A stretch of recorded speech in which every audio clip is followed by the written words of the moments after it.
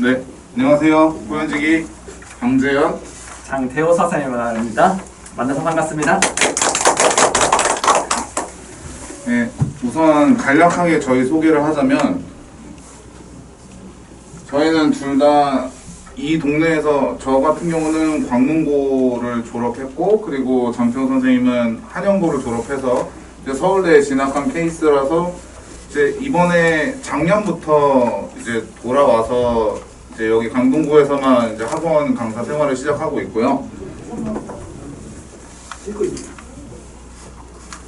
자, 그러면 저는 일단 지금 제일 중요한 정보인 상일여고 이제 시험 정보에 대해서 먼저 말씀드릴 건데 일단 안 보이는데요. 죄송합니다. 장기상에 저희도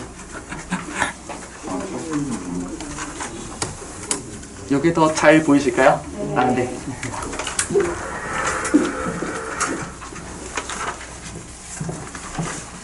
상일여고가 보통 재작년까지만 해도 시험이 그냥 실수만 하지 않으면은 그리고 서술형에서 감점만 당하지 않으면은 충분히 이제 고득점을 받을 수 있고 등급도 이제 높은 등급을 받을 수 있다고 이제 알려졌었는데 사실 작년 중간고사부터 시험이 좀 난이도가 많이 올라갔어요. 이따가 더 자세히 말씀을 드리겠지만 지금 거의 광문고나 한영고랑 거의 비슷한, 완전히 똑같지는 않지만 거의 비슷한 수준으로 많이 올라갔습니다. 그래서 이제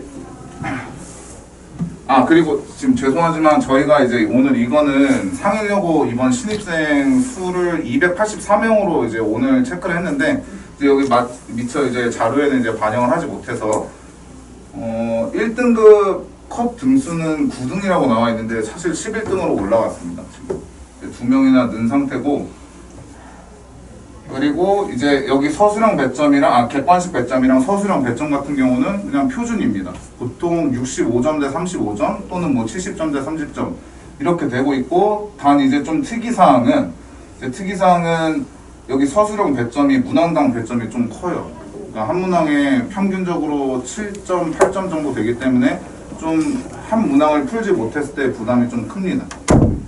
그리고 이제 뒤에서 그리고 아까 말씀드렸듯이 최근 시험 난이도가 엄청나게 많이 올랐고 그래서 방금 말씀드렸듯이 뭐 그냥 실수만 하지 않고 그냥 적당히 공부하면 보통 학생들이 수학 공부를 할 때 그런 말을 되게 많이 해요. 선생님 그냥 이거 시험에 나와요? 그냥 안 하면 안 돼요? 이런 얘기를 진짜 많이 듣거든요. 특히 뭐 기분 탓인지는 모르겠는데 이제 여고 학생들이 이제 그런 질문을 되게 많이 해요. 그런데 이제는 명일여고도 그렇고 상일여고도 그렇고 둘 다 그런 난이도의 시험은 이제 아닙니다. 자, 그리고 아까 전에 말씀드렸듯이 여기 보여드렸듯이 서술형에 이렇게 고난도 문항이 2개가 배치가 됩니다. 저게 이제 정확하게 이거는 작년 1학년 1학기 중간고사 기준인데 이 중에서 한 문제는 이제 학력평가 기출문제를 변형을 한 거고 그 다음에 나머지 한 문제는 출처가 불분명해요. 아마 제 생각에는 학교 선생님께서 직접 만드신 자작문제 같았는데 그게 굳이 문제집 시중 교재 중에 이제 굳이 따지자면은 실력정석 연습문제 있는 문제였거든요, 예전에. 그래서 근데 이제 그렇다고 해서 이제 집에 가셔가지고 이제 따님들한테 그 수학 선생님이 실력정석에서 문제 나온다는데 라고 하면서 이제 사다가 풀리시면 안 돼요. 실력정석은 지금 수험적으로 굉장히 부적합한 교재이기 때문에 이제 푸는 게 좋지는 않고 다만 이제 좀 참고용으로 이제 그런 느낌의 문제가 한 문제에 섞여서 나온다 정도로 이제 참고하시면 되겠습니다. 자, 그리고 마지막 특징으로 방금 아까 전에도 말씀드렸듯이 학력평가 기출 문항을 변형을 해가지고 내시는 이제 문제들이 좀 많아졌고 그 다음에 아까 전에 제가 말씀드렸던 실력정석 비스무리한 문제가 이렇게 낯선 문항입니다. 요즘 아이들한테는 굉장히 낯선 문항이라서 사실은 이게 대비 방법이 있느냐라고 물으시면은 사실 그냥 수학 실력이 좋아야 돼요. 이제 그런 돌발적인 거에 이제 순발력을 가지고 좀 대응을 하려면은 평소에 공부를 좀 많이 해놔야 이제 좀 대비가 될 것 같습니다. 자, 그래서 특히나 저희가 뭐 이따가 장태호 선생님이 뒤에서 좀 자세히 말씀을 하시겠지만 최근 4개년 학력평가 21번, 29번, 30번 문제들 죄송합니다. 여기 오타가 있네요. 21번, 29번, 30번 문항들을 이제 분석을 해서 변형 문제까지 풀리는 과정이 있겠습니다. 그리고 이제 저 맞춤 자료라는 거는 제가 아까 말씀드렸던 것처럼 뭐 좀 특이한 문제 있잖아요. 그런 문제들을 제가 좀 학생들한테 따로 이제 한 두세 문제씩은 아마 던져주면서 소화 가능한 학생들한테만 이제 좀 던져주면서 아마 풀리게 될 거예요. 그래서 지금부터는 장태호 선생님께서 말씀해 주시겠습니다. 네, 다시 한번 인사드리면서 시작 한번 해보도록 하겠습니다. 그래서 지금 앞서서 방지영 선생님께서 저희 상일여고 시험에 대한 특성, 앞으로 어떻게 대비를 해 나가야 될지에 대해서 설명을 간략하게 해주셨는데요. 그래서 저희가 제시하는 어떠한 로드맵과 그다음에 저희 수업에 대한 특징에 대해서 말씀을 드려볼까 합니다. 그래서 지금 보시면은 저희 수업을 듣게 되는 학생들 같은 경우는 일단은 내신 대비 기준으로는 고등학교 2학년 끝나게 될 때까지의 전체적인 과정이거든요. 잘 보실지 모르겠는데 예를 들어서 저희가 과정 하나만 조금 선택을 한번 해보도록 하겠습니다. 지금 1학년 학생들 기준으로 저희 지금 재원생들 겨울방학 때 수업을 듣고 있는 친구들도 있거든요. 그 친구들이 지금 수학상을 배우시면서 수학하 특강을 듣기도 하거든요. 그러니까 수학하 같은 경우는 1학년 2학기 때 진행이 되는 만큼 지금은 할 필요 없는 거 아니야 라고는 하지만 저희는 수학하를 지금 일단 어떠한 과정을 배우는 건지 그리고 어떠한 이제 함수의 가장 큰 갈래, 수학의 여러 가지 갈래가 있는데 좀 큰 틀의 시야를 조금 제공을 하는 그러한 라이트한 수업이 조금 먼저 진행이 된다라고 생각해 주시면 되고, 그 다음에 이제 고등학교 1학년 여름방학이 되겠죠. 여름방학에는 이제 바로 직전 학기가 될 테니 수학하가 정규반으로 전환되게 되면서 그에 맞는 수업을 단계별로 조금 진행을 하고 최종적으로는 이제 학기 중에서는 학교별 내신 대비가 들어갈 건데 이런 부분들에 대해서는 제가 다음 슬라이드로 넘어가서 다시 한번 설명을 드릴 수 있도록 하겠습니다. 그래서 보시면은 저희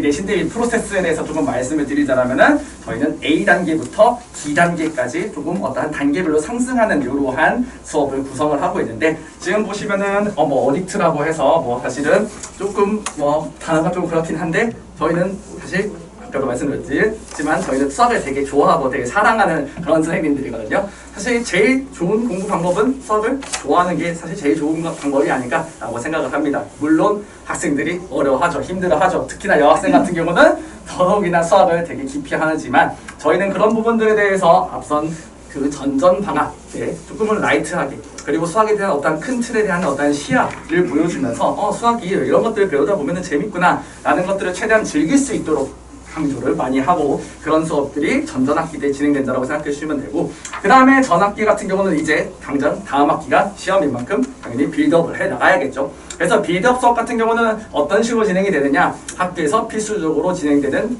유형들 그런 부분들에 대해서 필요한 알아야 되는 개념들에 대한 정리와 필수 유형들 문제풀이가 진행된다고 생각해 주시면 될 것 같고요. 그 다음에 C단계 같은 경우는 저희는 이제 클로즈업이라고 해서 조금 더 문제를 가까이서 알아봐야지만 결국 문제가 보이고 풀리겠죠. 그래서 빌드업 단계에서 배웠던 어떤 개념들을 조금 더 확장을 하고 그리고 실제로 학교 시험에서 나오는 그런 실전 문제를 풀기 위한 개념들에 대한 어떤 노하우에 대한 전수들 그리고 난이도도 조금 더 올라간 그런 좀 심한 문제들, 복합된 어떤 활용 문제들에 대한 부분들을 밀어나가면서 실질적으로는 어떤 변별력 문제를 제외를 한 중상 정도의 난이도까지를 대비가 먼저 이뤄진다라고 생각해 주시면 되겠습니다. 그럼 학기 중에는 클로즈업만 진행되느냐가 아니라 이 클로즈업 같은 경우는 학기 중 진행 중에 시험 전 4주까지 진행이 된다라고 생각해 주시면 되고요. 시험 4주 이후 4주 전 그러니까 한 달 전부터는 어떻게 진행이 되느냐라고 말씀을 드리자면은 일단 한 가지 말씀을 드릴게 저희는 상일 명일 여고 그다음에 한영고 강원고 이런 부분 없이 일단은 통합반으로 클로즈업 수업이 진행된 이후에 그다음에 시험 한 달 전에 각 학교별 아까 앞에서 강쌤이 말씀하신 것처럼 뭔가 맞춤 자료라든지 학교별 내신 대비 자료라든지 그리고 부교재가 있는 경우는 부교재에 해당하는 문제들을 조금 변형을 해서 맞춤 자료와 개인별 조금 피드백들이 디테일링들이 조금 더 다뤄지더라라고 생각해 주시면 되겠습니다. 이렇게 디테일링에 해당하는 부분들에 대해서는 어찌 보면은 사실은 학생들의 조금은 편차들이 있을 수 있어서 그때는 정말 학생 개인별 맞춤 이 학생들이 어쨌든 지금 현 상황에서 가장 효율적인 공부 방법이 뭔지 항상 그런 것들을 체크해 나가면서 맞는 어떠한 과제들과 수업들을 진행해 나갈 예정입니다. 그래서 저희 수업 어떻게 관리가 이루어지는데 어떤 특징이 있는데 그 부분에 대해서 한번 말씀을 이제 드려보자면은 일단은 저희 수업의 가장 큰 장점 중에서 첫 번째로는 일단 저희가 철저하게 관리가 진행된다고 생각해 주시면 될 것 같습니다. 그래서 조금 이따가 저희가 체크업 클래스라는 부분들에 대해서 좀 설명을 드릴 건데 저희는 관리를 따로 조교를 쓰지 않고 서로 친구인 만큼 저희가 항상 공유를 해가면서 학생 한 명을 강사 두 명에서 어떤 객관적인 시야로 바라보면서 관리들이 철저하게 진행된다라고 생각해 주시면 좋을 것 같고요. 그래서 저희는 어떠한 교재에 해당하는 공통 과제들이 나가게 되며 그 다음에 아까도 앞에서도 말씀드렸지만 개인별로 결국 어려운 문제를 줘봤자 나는 어려운 문제를 풀기 어려워 아니면 나는 어려운 것은 너무 쉬워서 사실 내 수준에 맞지 않아 이런 학생들이 가장 사실 학원의 불만이라고 생각을 하거든요. 저희는 그런 학생들 각각의 수준을 저희가 항상 파악을 해서 그에 맞는 수준별 과제와 그리고 사실 학생들이 잘 정리되지 않는 부분이죠. 틀린 문제들을 조금 보기를 되게 꺼려 하거든요. 학생들이 특히나 오답 노트를 지금 써나가는 학생은 아마 한 명도 없을 것 같습니다. 그래서 저희는 그런 오답 노트에 해당하는 부분들을 오답 과제들을 따로 나눠줘서 틀린 문제들 너가 약점 부분들을 채워 나가봐 이렇게 해서 오답 과제들이 나간다라고 생각해 주시면 될 것 같습니다. 그렇게 해서 학생들이 과제를 제출을 하게 되면은 그러한 과제들은 저희 데이터 베이스화돼서 저희 데이터들이 다 쌓이게 되고 그럼 결국에는 최종적으로 시험 한 달 전에는 이 문제 같은 경우는 난 절대 틀리지 않아 확실한 문제들 그리고 계속 반복적으로 틀리고 있는 취약명들이 나뉘게 되겠죠. 그럼 그때는 그때에 맞게 당연히 효율적인 공부를 하기 위해서는 내가 약점들 이런 것들을 보완을 해나가야 되기 때문에 저희 가장 큰 장점 중에 하나인 데이터화가 되어서 각 학생별로 개인별로 맞춤 수업들이 진행된다라고 생각을 해주시면 될 것 같습니다. 다음으로는 두 번째로는 제가 방금 말했지만 선생님 한 명과 학생 한 명의 이런 관계가 아니라 저희 선생님 두 명이 학생 한 명을 바라보고 끊임없이 저희가 어찌 보면 친구다 보니까 계속 학생 한 명에 대해서 많은 것들을 대고 얘기를 하거든요. 지금 방학 동안 수업 중에서도 지금 학생들한테 저희가 항상 쉬는 시간에 얘기하는 게 힘들다와 그 다음에 학생들 얘기를 정말 많이 하거든요. 이 학생 어떻게 하면 좋을까? 이 학생은 너무 잘해. 이런 학생은 아직까지는 없기는 한데 각 학생들에 대한 어떤 장단점들을 분석하고 그에 맞춘 어떤 객관적인 피드백들 그리고 로드맵을 조금 제시를 하고 사실은 이제 앞서서 방쌤이 조금 얘기를 안 한 부분들이 있는데 저희는 사실은 조금은 예전에는 좀 경시대회가 조금 성행했던 때가 있죠. 저희는 중학교 때까지 같이 이런 경시대회를 준비를 하면서 결국 수학을 되게 좋아하고 그런 수학을 바탕으로 저희가 이제 서울대에 진학한 케이스거든요. 그래서 저희가 수학에 대한 어떠한 지식 이런 부분들, 노하우 이런 부분들을 이제 학생들에게 저희 두 명의 시야를 이제 제공을 한다라고 생각을 해주시면 좋을 것 같고요. 다음으로는 세 번째로는 이제 학기 중에는 이제 1대1 서술형 대면 첨삭이 진행이 될 건데 이 부분 같은 경우는 지금 예시를 조금 하나를 좀 들어야 될 것 같아요. 그래서 지금 겨울방학 때 어떤 한 학생 같은 경우는 이제 어머니께서 조금 좀 전달을 해주셔가지고 좀 어떤 문제를 풀 때 실제로 서술형들 그러니까 서술형 답안을 작성하듯이 조금 과제를 해가면 그런 부분들을 봐줄 수 있느냐라고 했었을 때 실제로 서술형을 적어 나가는 게 되게 지금 안 돼 있거든요. 학생들이 중학교 학생들이.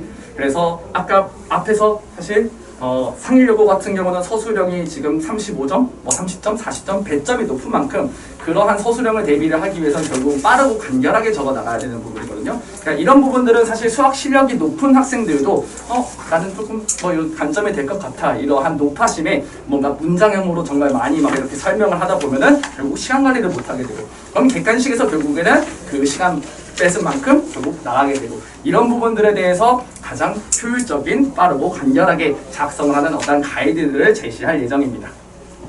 다음으로는 저희는 이제 앞서서 말씀을 드렸듯이 한 달 전부터는 학교에 맞춤 자료 나가게 될 거고 개인별로 조금 더 피드백들이 진행된다라고 생각해 주시면 되고 마지막으로는 저희는 항상 모든 수업 영상을 지금 뒤에도 설명해놔서 촬영하는 게 아니라 저희는 모든 수업들을 고화질로 되게 촬영을 하고 있고 저희 수업 끝나자마자 바로 편집까지 해가지고 학생들이 정말 인간 보듯이 편집을 해서 매일매일 학생들 메일로 제공을 하고 있거든요. 그래서 복습 영상 같은 경우는 정말 내가 오늘 배운 거 다음 시간에 다음 날에 좀 까먹은 부분들이 있어. 다시 한번 복습하고 싶어 라는 학생들에게 조금 좋은 반응을 보이고 있고 그런 부분들을 적극 활용할 수 있도록 저희도 이제 온라인으로 좀 지도하는 방법들을 조금 더 활용해 나갈 예정입니다.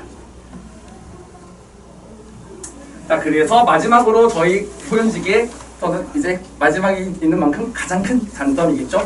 저희 체크업 클래스라고 해서 뭐 일종의 뭐 클리닉이라고 보시면 되는데, 사실 클리닉이라고 하면은 뭐 학생이 가서 뭐 그냥 질문하고 와, 뭐 그냥 오답 노트 그냥 좀 정리해 가 아니라, 저희는 체크업 클래스 같은 경우는 저희 2명이서 같이 진행을 하게 되고, 그리고 시간 같은 경우는 뭐 이 부분은 아직은 미정이긴 하지만 나중에 다시 한번 공지를 드릴 수 있도록 할 겁니다. 일단은 매일 열리게 된다라고 생각해 주시면 되고요.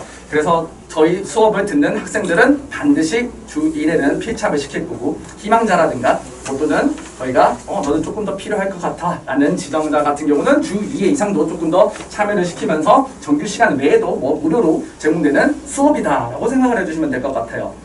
그래서 저희 체크업 클래스의 가장 큰 장점이라고 하면은 어찌 보면은 뭐 학생들 여러 명, 뭐 한 10명, 20명 와서 강사 한 명 있으면은 뭔 의미가 있어? 라고 생각할 수도 있는 만큼 저희는 각 타임당 최대 인원 4명을 제한을 받아서 진행을 할 것이며, 그리고 어떤 부분들이 진행이 되냐라고 하면은 이제 정규 수업 때 나가는 어떤 과제들에 대한 피드백, 뭐 그다음 오답 과제들에 대한 부분을 저희 앞에서 얘기했던 어떤 데이터들, 뭐 그런 것들에 대한 것들이 전체적인 관리가 더 추가적으로 진행이 되는 수업이더라라고 생각을 해주시면 될 것 같습니다. 앞서서 얘기했던 1대1 서술형 대면 첨삭 같은 경우도 이런 체크업 클래스에서 좀 진행이 되고, 더 필요한 뭐 학생들이 요구하는 한 저희는 시간을 더 잡아서 진행을 할 예정이기도 합니다.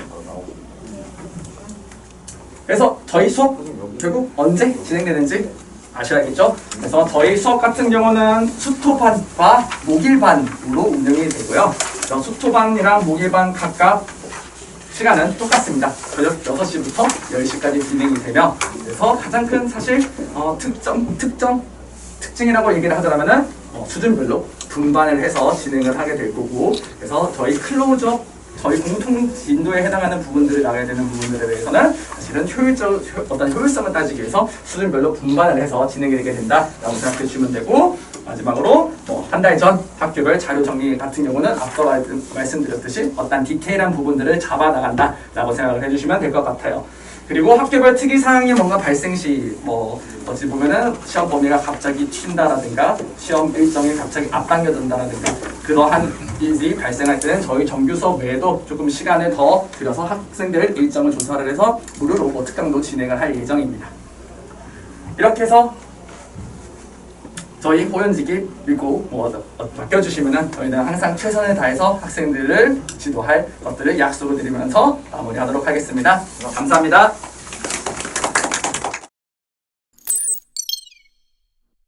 네, 인사 먼저 하고 시작하겠습니다. 저는 틀림없는이라는 닉네임을 사용하고 있는 김준창이라고 합니다. 만나서 반갑습니다. 우리에게 드디어 오지 않을 것 같은 이제 학교가 발표났고, 이제 고등학교 1학년 내신 관련해서 제가 한국사하고 통합사회에 대해서 간단하게 말씀드리려고 합니다. 그 전에 짧게 제 소개 한번 하고 시작하겠습니다. 넘어가시죠. 네. 자, 네. 저는 이제 이투스에서 내신 한국사 1위 강사고 작년 매출의 기준입니다. 그래서 방문교육에서는 수석연구원이고 10년차입니다. 그래서 다 알지는 못하겠지만 설민석생에서 일하고 있고요. 그 다음에 수강생 50% 이상이 내신 100점이었고, 그 다음에 전교 1등이 선택한 강의였다라는 거고, 제가 가장 많이 듣는 질문 중에는 학력이 어떻게 됩니까? 라고 해서 말씀드리면은 저는 연세대학교 역사교육 석사 과정에 있습니다. 그래서 이렇게 짧게 이제 설명 한번 마치고 이제 본격적으로 이번에 준비한 시험 프로세스 한번 해보겠습니다. 이번에 통합사회하고 한국사 같은 경우에는 1회 수업을 할 것이고, 그리고 직전 보강으로 할 겁니다. 그래서 총 수업하고 직전 보강하면은 과목당 2회씩으로 끝낼 건데, 이렇게 했던 가장 큰 이유는 무엇이냐면은 국어, 영어, 수학 중요한 문제입니다. 그래서 실제로 학원 스케줄을 보니까 잘 나오지 않더라고요. 그래서 제가 학교 3개년 기출문제를 바탕으로 한국사와 통합사회 그리고 교과서에 맞춰서 따로 교환을 제작해가지고 이제 수업을 진행할 건데, 이렇습니다. 그래서 예상 시험 범위를 먼저 파악할 겁니다. 그래서 시험 범위가 지금까지 나와 있는 것도 있지만 이제 올해 예측되는 부분도 있을 겁니다. 그리고 나올 수도 있고, 그러면 제가 학교별로 맞춰서 3개년 기출문제를 기반으로 제 개념 교환을 제작할 겁니다. 제가 이 직접 교환을 만들 건데, 저는 10년 동안 그 베스트셀러를 갖다가 20권 이상 썼기 때문에 보통의 그 퀄리티랑은 좀 다를 것이고, 학생들 수업 그리고 시험에는 엄청나게 도움되는 교환일 겁니다. 아무나 만들 수 없는 것이고요. 그 다음에 두 번째로 있는 것은 수업 진행 방식이 될 겁니다. 맞춤형 개념 총정리를 할 것이고 제일 중요한 것은 여기 있다고 생각합니다. 시험 출제 포인트에 있다고 하는데 보통 학교별로 수업한다고 하면은 늘 하듯이 다른 학교에 썼던 포인트 그대로 쓰는 경우가 많습니다. 근데 저는 분석을 잘하고 10년차 수석연구원이니까 바라보는 관점이 다를 겁니다. 그래서 오직 상위 요구에만 맞는 포인트에 따라서 학생들이 시험 문제에 대비할 수 있도록 할 겁니다. 그래서 제가 지금도 설명하다 보니까 머릿속에 한국사하고 통합사회 기출문제가 머릿속에 지나가는데 그런 지식을 갖다가 교환에 담아서 학생들한테 전달해 드리도록 하겠습니다. 그러면 이제 마지막으로 요게 가장 큰 포인트가 될 건데 관리에 있습니다. 관리에.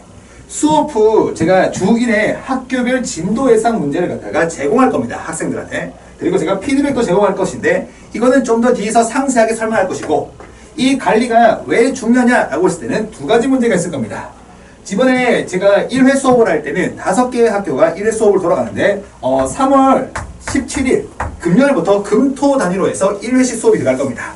그러면 어떠한 문제가 발생하냐면은 시험 범위가 만약에 4월 달에 나온 경우에 변동이 생겼습니다. 그 변동 생겼으면은 케어를 해야 됩니다. 그 케어 같은 경우에는 학원과 이야기 중에 있는데 일단 생각한 방법은 예상 시험 범위 변동 시에 영상으로 추가 보충을 하겠다라는 게 첫 번째 방안이고 두 번째 방안은 제가 직접 줌을 통해서 하는 방안도 생각하고 있습니다. 그래서 그 두 가지 방법 말고도 학생들하고 상황에 맞게 그때는 조율을 하도록 하겠습니다. 근데 보통 예상 시험 범위 밖은 없을 겁니다. 없는데 그래도 혹시나 하는 마음에 이것 때문에 넣은 것이고 두 번째 먼저 수업을 들어버리면은 다음 시험 그러니까 우리가 중간고사 볼 때까지 시간이 너무 많이 뜬다는 거예요. 그럴 경우에는 이제 먼저 듣더라도 보다 혜택은 있어야 됩니다. 그래서 제가 주 단위로 케어를 들어갈 겁니다. 그래서 먼저 들을수록 저의 케어를 매주 더 받을 수 있다라는 장점은 있다라는 겁니다. 그래서 이 학교 같은 경우에는 어떤 학교가 먼저 될지는 상황에 따라서 이제 달라질 것인데 그래도 최대한 그 학생들이 시험 대비할 때는 큰 어려움 없이 제가 다 체크를 할 겁니다. 그러면 이제 이 통합사회하고 한국사의 특징을 좀 말씀드릴게요. 관가해서는 안 되는 사실이다 라고 나와 있는데 진짜 제가 알고 있거든요. 자, 국어, 영어, 수학보다 통합사회, 한국사 덜 중요합니다. 근데 그 이유가 뭐냐면요. 국어, 영어, 수학 있지 않습니까? 이런 것들을 이제 1학년 때 배운 내용 기반으로 2학년 갑니다. 그리고 3학년까지 가는 거죠. 그래서 이때 잘 잡아놔야지만 앞으로가 편합니다. 근데 이 통합사회하고 내신 같은 경우에는요. 그냥 고1 때 잠깐 할 것입니다. 통합사회 특히. 그리고 한국사, 수능 한국사 난이도가 좀 낮으니까 나중에 뭐 편하게 하면 되는 것이고 그래서 비교적 덜 중요할 겁니다. 근데 고등학교 1학년 내신 성적을 바탕으로 학교를 가겠다라고 하면은 챙겨야 되거든요. 그 챙겨야 되는 이유가 여기에 있습니다. 과목별로 고1 내신 성적이 차지하는 비중에 있거든요. 이거는 수업 시수에 따라서 할당되어 있습니다. 그래서 학교에 보시면은 이렇게 되어 있을 것인데 자, 다음으로 가죠. 네, 또 주세요. 자, 감사합니다. 자, 다음 거를 됐습니다. 네. 국어 8개고 수학 8시간, 영어 8시간, 통합사회 8시간, 한국사 6시간입니다. 그래서 제가 가르치는 과목은 합쳐서 무려 14시간이 될 겁니다. 그래서 사실 이 국어, 영어, 수학을 잘 보는 것이 저는 더 좋긴 한데 그래도 고1 내신 챙기려면 국영수뿐만 아니라 요거까지도 우리는 간과해서는 안 됩니다. 그래서 학생들 같은 경우에 통합사회하고 한국사 그냥 하면 되는 거 아니냐, 외우면 되는 거 아니냐 라고 하는데 생각보다 어려운 과목들입니다. 차이점이 있다면 중학교 때 사회 단순 암기였습니다. 자료 해석 능력 원하지 않고요. 솔직하게 말하면 시중에 나오는 문제지 좀 풀어보면 비슷한 문제가 나올 겁니다. 근데 고등학교 같은 경우에는 통합사회라고 해서 달라지는 부분이 뭐냐, 요걸 요구한다는 거예요. 자료 해석 능력. 그래서 학생들 같은 경우에는 사실 국어적인 영역을 좀 많이 필요하는 부분도 없지 않아 있습니다. 지문을 주고 이 지문을 통해서 추론을 하라는 거예요. 가장 적절한 걸 고르세요. 그러면 학생들 같은 경우에는 통합사회 개념을 외웠지만 이것을 사례에 적용할 때는 어려움을 겪습니다. 이거는 제가 정말 잘 느끼고 있는 건데 예비 고1 수업이라고 해서 제가 대시동도 그렇고 이번에 요도 그렇고 제가 한 400명 넘는 친구들을 만났는데 그 중에서 자료 해석을 워낙 잘하는 사람은 소수에 불과합니다. 근데 그거는 당연할 수밖에 없는 게 이 고등학교 공부와 중학교 공부는 요구하는 게 달랐고 학생들은 중학교 공부 방식에 익숙해져 있습니다. 그래서 암기 과목은 그냥 오케이 암기 일주일 전, 2주일 전 그래서 문제 풀어보고 암기하면 풀립니다. 근데 고등학교는 이제 그 3대 평가로 들어가면서 이제 학생들을 이제 순위를 나눠야 되죠. 그래서 단순 암기를 내버리면은 전부 다 만점이 나올 건데, 실제로 학교들 고등학교에 가면은 한국사도 그렇고 통합사회도 그렇고 1등급 없이 100점 가까이가 됩니다. 그래서 한 개 틀리면은 1등급 안 나오는 경우도 분명히 존재하고, 2개 틀리면 2등급 그냥 떨어질 수도 있습니다. 그래서 이 만점 싸움 같은 경우에는 이런 부분이 될 것인데, 아마 내신을 챙기겠다라고 한다면은 이 비중이 있다는 것도 있을 것이고, 그리고 만점을 전략으로 잡을 겁니다. 그래서 만점 전략을 위해서는 이러한 난이도 있는 포인트들을 우리가 잡아야 되겠다라는 것이고, 상일 요거에도 보면은 난이도 있는 문제가 분명히 있습니다. 문제 난이도가 다른 학교에 비해서 쉬울 수 있다 뭐 이런 평가도 많을 겁니다. 제가 여기서 있다 보니까 시험 문제가 어렵다는 학교가 한영고가 유명하고요. 뭐 이렇게 나와 있는데, 그거에 비하면 쉽지 않냐라고 생각할 수 있지만, 우리는 주어진 학교에서 성적을 받아야 됩니다. 그렇기 위해서는 만점이 나오면은 안정적으로 1등을 가져가겠다라는 거예요. 그래서 이런 부분 우리가 연습할 것이고, 그래서 많은 시간을 필요로 하는 것이 아니고 1회 수업씩 딱 듣고 그 다음에 직접 모방해서 최단 시간 최고 효율로서 학생들이 이제 이 14시간이나 되는 부분을 좀 챙겨갔으면 좋겠다라는 겁니다. 자, 그러면 제 관리의 장점은 어떻게 됩니까? 라고 했을 때 조교가 아닌 제가 직접 1대1로 관리할 겁니다. 사실 작년에 제가 그 엄청난 성장을 하면서 개인 연구실을 차렸고, 그 다음에 조교도 있고 실장도 다 계십니다. 근데 학생들 케어 같은 경우에는 고1이지 않습니까? 그래서 모르는 것도 많을 수 있고, 그리고 학생들 같은 경우에는 선생님을 더 편하게 생각할 수도 있습니다. 그래서 사례 중에는 어떤 게 있었냐면은, 실제로 제가 그 다른 대치동에서 조교 선생님을 보내놨더니만 조교 쌤이 오히려 저한테 질문하더라고요. 선생님 이건 어떻습니까? 이건 무엇인가요? 제가 2명한테 대답하는 것도 일도 있었고, 그 다음에 또 학생들이 소중한 시간을 내서 할애를 했는데, 제가 직접 답변해 드리는 것이 낫겠다 해가지고 그냥 제가 직접 다 케어를 할 겁니다. 그래서 제 관리의 장점이 있다면은, 수업 한 번 들으면은 그냥 24시간입니다. 언제든지 보내놓으면 됩니다. 그래서 학생들이 제일 걱정하는 게 10시 넘으면은 예의가 아닌 것 같아요 하면서, 정말 예의가 바른데 그럴 필요가 없습니다. 알겠죠? 네. 그래서 12시도 괜찮고 1시도 괜찮고 2시도 괜찮습니다. 다만 제가 못 보는 경우에는 아침에 제가 항상 6시를 나서 7시 반까지 사무실로 나갑니다. 그래서 연구를 하는데, 그래서 못해도 8시에는 다 피드백이 갈 겁니다. 그래서 뭐 넘어도 상관없고 모르는 거는 언제든지 물어봐도 괜찮을 것이고요. 그 다음에 두 번째가 뭐냐, 주 1회 카카오톡으로 학교별 예상 문제를 제공할 것인데, 이거는 그거예요. 수업 시작하고 나서 이야기입니다. 그래서 먼저 시작하면은 이 횟수가 많아질 것이고, 그 다음에 늦게 시작하면 이 횟수가 적어질 겁니다. 근데 저는 융통성이 되게 좋은 사람이거든요. 그래서 이 조정이 가능합니다. 제가 이렇게 주 1회를 잡았던 가장 큰 이유는 뭐냐, 작년에 저는 정말 좋은 선생님이고 싶었어요. 그래서 제가 10년 동안 수석 연구를 하다 보니까 자료도 엄청 많을 것이고 문제 진짜 많이 가지고 있거든요. 그래서 제가 어떻게 했냐면은, 학생들아, 우리 열심히 하기 위해서 하루에 10분 정도는 한국사 볼 수 있지 않을까? 라고 저는 생각했어요. 저는 이렇게 틈내가지고 이제 그 10분 단위로 저는 이제 스케줄을 잡거든요. 그래서 막 계획 세우는 것도 그렇고 사무실에서 일할 때도 막 다다다다 나눠서 잡아요. 완전 계획형 인간이거든요. 그래서 학생들도 그냥 쉬는 시간에 5분 보고 그 다음 쉬는 시간에 5분 봐서 문제 풀어서 보내라고 했어요. 그래서 제가 어떻게 했냐면 월요일에서 금요일 동안 그래서 한 3-4문제씩 보낼 테니까 금방 풀지 않니? 라고 해서 했는데, 이거를 소화하는 친구들이 사실 0명이었어요. 진짜로. 그래서 이런 거예요. 처음에는 이제 선생님 죄송해요 보내드릴게요 라고 하다가 이게 일주일 지나잖아요. 정말 죄송해요 보낼게요 해요. 2주 지나면 잠수를 타버려요. 그래서 이제 학생들 괜찮으니까 보내도 돼요 라고 하면은 네 하면서 막 그다음부터 저를 피하게 되고, 그러니까 이제 약간 좀 다른 의미로 부작용이 났던 것 같아요. 그냥 저를 편하게 생각해서 언제든지 물어보고 그거를 이제 뽑아가야 되는데, 제가 작년에 진짜 많이 요구했던 것이 뭐냐면은 저를 이용하라고 했습니다. 그래서 수행평가에 있다. 잘 모르겠습니까? 제가 하나부터 10까지 다 못해주더라도 그래도 어느 정도 해오면은 뭐 역사적 사실 틀린 거 있습니까? 이 정도는 봐줄 수 있습니다. 왜냐면 제가 하는 거랑 학생들이 하는 거랑은 너무 차이가 나면 선생님도 아실 거거든요. 그래서 그런 것들 다 체크를 하는데, 물어보러 하니까 작년에도 3명이 딱 물어보더라고요. 네, 3명이. 그래서 수행평가 뭐 혹시나 있으면 언제든지 물어봐도 괜찮고, 그리고 만약에 나는 1회가 부족하다, 2회도 괜찮고요. 3회도 괜찮습니다. 다만 학생이 소화를 해내야 된다는 점이 제일 중요한 겁니다. 그래서 자료는 많으니까 이거는 저랑 개별적으로 학생이랑 조율을 할 것이고 학부모님만 허락해주면 괜찮을 겁니다. 근데 이 선택에는 책임이 따를 겁니다. 학생들한테. 뭐냐, 학습 상태를 제가 학부모한테 문자로 보내드릴 거고요. 진도 문제 풀었던 거 보내드릴 거고, 이 학교 지금 학생들의 평균은 몇 점이고, 그 다음에 본인은 지금 몇 개를 맞췄는지를 보내드릴 거예요.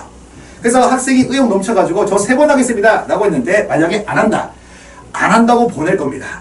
제가 작년에는 학생 그래도 막 혹시나 집에 가서 혼날까 싶어서, 그러면 공부에 지장할까 싶어서 잘할 수 있다, 이틀만 더 드릴게요 막 이렇게 했는데, 그렇게 되니까 이제 학생들이 잘 안 한 것 같더라고요. 그래서 이번에는 칼같이 끊기로 했습니다. 안 되면은 안 했습니다 라고 보낼 거고, 지금 많이 시간이 필요합니다, 공부해야 됩니다 라고 명확하게 보내드리겠습니다. 그죠? 자, 그 다음에 테스트 결과에 따라서 맞춤형 보충 문제를 보내드리도록 하겠습니다. 그래서 이거 같은 경우에는 학교별로 난이도 있는 문제 유형이 정해져 있습니다. 그래서 저는 상일여고에서 아마 한국사에서는 흐름 묻는 문제에서 틀려올 것이고, 그 다음에 통합사회 같은 경우에는 자료, 가장 적절한 것을 고르세요 라는 문제에서 많이 틀려올 겁니다. 헷갈려서. 그래서 그런 것들을 제가 보내드리고, 그걸 풀었을 때 만약에 부족한 부분이 있다, 보충 문제 보내드릴 겁니다. 그리고 이것은 뭐 점수가 몇 점입니다 이것보다는 학생하고 이야기를 해서 케어를 할 것이고, 상태가 만약에 많이 안 좋으면은 그 다음번에 이거 카카오톡으로 이제 문제 보냈을 때 부모님들께 말씀드리도록 하겠습니다. 자, 그 다음에 이렇게 됐고요. 자, 그러면 이제 개강 일정이 이제 가장 중요한 부분이 될 겁니다. 개강 일정. 그래서 개강 일정 같은 경우에는요, 3월 17일부터 매주 금토 단위로 갈 겁니다. 그래서 금요일은 통합사회, 토요일은 한국사 이렇게 될 거거든요.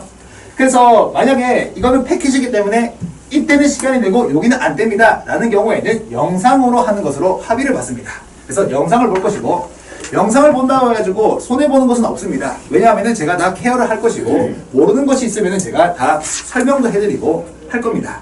그래서 학생들 같은 경우에는 이 통합사회 쉽게 생각을 하는데, 한국사도 쉽게 생각하는데 막상 겪어보면 많이 다른 문제가 될 겁니다. 그죠? 그리고 직접 보험 같은 경우에도 할 겁니다. 하긴 할 건데, 여기에서는 시험 과목 일정에 따라서 변동이 될 수 있다라는 겁니다. 많은 경우의 수가 있지만 보통 어떤 경우의 수냐면요, 이런 경우의 수예요. 토요일이 있고 일요일 있고 월요일입니다. 그래서 월요일에 시험일 경우에는 뭐 토요일에 할 수도 있고 금요일에 밤에 할 수도 있고 뭐 이런 경우에는 변동이 가능하고, 무조건 월요일 시험이니까 일요일만 하겠습니다 이런 게는 안 될 수도 있다는 거 미리 말씀드립니다. 그렇죠? 그래서 실제로 이제 그 상일여고 같은 경우에도 학생들 같은 경우에 이제 열심히 할 겁니다. 사실 여고라는 특성 안에서는 이제 진짜 열심히 하지 않습니까? 제가 대치동에서도 숙명여고 학생들을 가르치고 있는데 진짜 장난 아닙니다. 이 경쟁 심리도 너무 크고, 그리고 이 성적이 나의 미래를 결정하는 거라는 것도 알고 있고, 그래서 보통 제가 그 여고 같은 경우에는 어떤 걸 좀 생각을 하고 있었냐면은 그 심리 케어도 좀 담당을 할까라고 생각을 했었습니다. 그래서 저희 실장님께서 임상 심리 상담 1년 과정을 수료하셨고요. 여성분입니다. 그래서 여중, 여고, 여대를 나왔습니다. 그래서 여학생들의 심리를 잘 아니까 혹여나 이 상일여고 같은 경우에는 그 공부하다가 고민거리가 있으면 저한테 말하는 것은 안 될 겁니다. 저는 그 약간 공감 능력이 좀 떨어진다 하더라고요. 왜 그런지 모르겠는데 요즘에 MBTI 보니까 제가 뭐 ENTJ인데 공감 능력이 막 떨어진다 이러니까 제가 하지 않고 저희 그 여중, 여고, 여대 나온 실장님이 애들 좀 이제 케어 혹시나 심리 고민거리 있으면은 좀 들어줄 수 있도록 하겠습니다. 그거는 이제 뭐 전화로 해도 괜찮고요. 시간대는 이제 뭐 10시 이후 10시에서 12시 사이 이런 거 하면은 좋지 않을까라고 생각을 하고 있습니다. 그래서 학생들이 공부함에 있어가지고 어려움이 없도록 제가 이제 담당하는 것이 좋겠다라고 생각을 합니다. 그래서 범위 같은 경우에는 고1 통합사회 한국사 1학기 중간고사 범위가 될 것이고요. 자체 시작 교환 아무도 흉내내지 못할 겁니다. 그래서 이 요약본이고 1회가 적습니다 라고 생각할 수가 있습니다. 하지만 제가 수업 일수를 늘릴 수도 있고 많이 할 수도 있지만 최단 시간 최고 효율이 제일 베스트라고 생각을 합니다. 저는 사실 통합사회하고 한국사가 진짜 중요한 과목이라고 믿었거든요. 왜냐하면 이 14시간을 차지하기 때문에. 근데 그것보다 앞으로의 미래도 있지 않습니까? 그래서 지금 당장은 최단 시간 최고 효율이 베스트라고 생각을 하고, 그리고 추후에 국영수 잘해가지고 이제 우리 아이들이 좋은 성적 내면 매우 좋겠다라고 생각을 합니다. 그래서 이제 제가 설명회를 마치려고 하는데 마지막에 제가 항상 드리는 말씀들이 있습니다. 제가 지금도 많은 예비 고1 학생들하고 이야기를 하고 있습니다. 학교가 나왔을 때는 누구는 기뻤고 누구는 슬퍼했을 겁니다. 그리고 또 학생들한테 가장 큰 고민거리가 뭐냐면은 전부 다 성적이라고 합니다. 근데 그 성적이었던 가장 큰 이유가 뭐냐면은 지금 우리 아이들은요 살면서 가장 많은 양의 공부를 하고 있고 가장 힘든 스케줄을 소화하고 있습니다. 그래서 사실 1학기 중간고사 때 결과가 좋으면은 베스트입니다. 근데 상대 평가다 보면은 성적이 좀 안 나올 수도 있습니다. 그래서 그러한 경우에 보통 많이들 좌절합니다. 그래서 아마 어머님들의 그 따님들은 전부 다 좋은 성적을 거두어서 이제 모든 과목이 다 1등급 나오면 좋겠습니다. 근데 혹시나 한 과목이라도 살짝 미끌린다면은 그 아이한테 왜 그거밖에 못했냐 이렇게 하기보다는 에휴 그래도 다음 1학기 기말고사도 있고 그 다음에 2학기 중간고사 기말고사도 있고 이렇게 합치면 또 번복이 됩니다. 바뀌는 요구가 있으니까 항상 할 수 있다는 믿음을 주고 그 다음에 이제 저한테 보내주시면은 통합사회하고 한국사만큼은 제가 틀림없이 1등급 만점 받는데 최선을 다해서 케어를 해보도록 하겠습니다. 그러면 이제 설명회가 끝났나요? 자, 잠시만요. 네. 혹시 20분인가요? 아, 18분이군요. 네, 1분 남았네요. 네, 그래서 이제 학생들 이번에 좀 많이 고민하고 그럴 건데 그래도 제가 한국사랑 통합사회 해서 잘 케어를 할 것이고 그리고 학생들한테도 그걸 말해줬으면 좋겠습니다. 저를 어려워하지 않고 그러더라고요. 학생들 사이에서 제 얼굴에 선함이 쓰여있다라 하더라고요. 진짜 선한 사람이고 제 별명이 엔젤이거든요. 그래서 편하게 물어보시면은 제가 해치지도 않고 뭐라 하지도 않고 화도 안 냅니다. 그래서 잘 알려줄 거니까 저를 많이 이용해서 학생들의 학습에 도움이 되었으면 좋겠습니다. 그러면 여기까지 하고 마무리 짓겠습니다. 지금까지 틀림없는 통합사회 한국사 김유창이었습니다. 감사합니다. 네, 안녕하세요. 오늘 그 상일여고 영어 내신 설명에 맡기는 김대건입니다. 네, 한 장짜리 종이를 드렸으니까요. 뭐 양력이나 이런 거 그거 참조하시면 됩니다.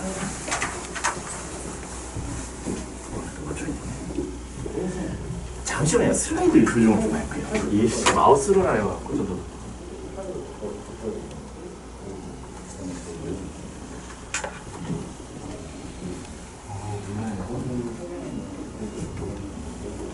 예. 먼저 그 내신이 얼마나 중요한지에 대해서 좀 설명을 할 건데요. 그 입시 결과는 아마 보셨을 거예요. 입시 결과를 먼저 한번 보겠습니다. 어차피 2023년도 정시가 아직 결과가 다 안 났기 때문에 22년도까지 있어 제가 갖고 왔는데요. 지금 보시면 알겠지만 비율이 좀 변하고 있죠. 정시에서 이제 정시가 좀 늘어나고 있고 수시가 좀 줄어들고 있습니다. 네, 상일여고 합격 결과입니다. 자, 혹시 찍으실 분들은요, 제가 이건 찍으세요. 그럼 이제 찍으시면 돼요.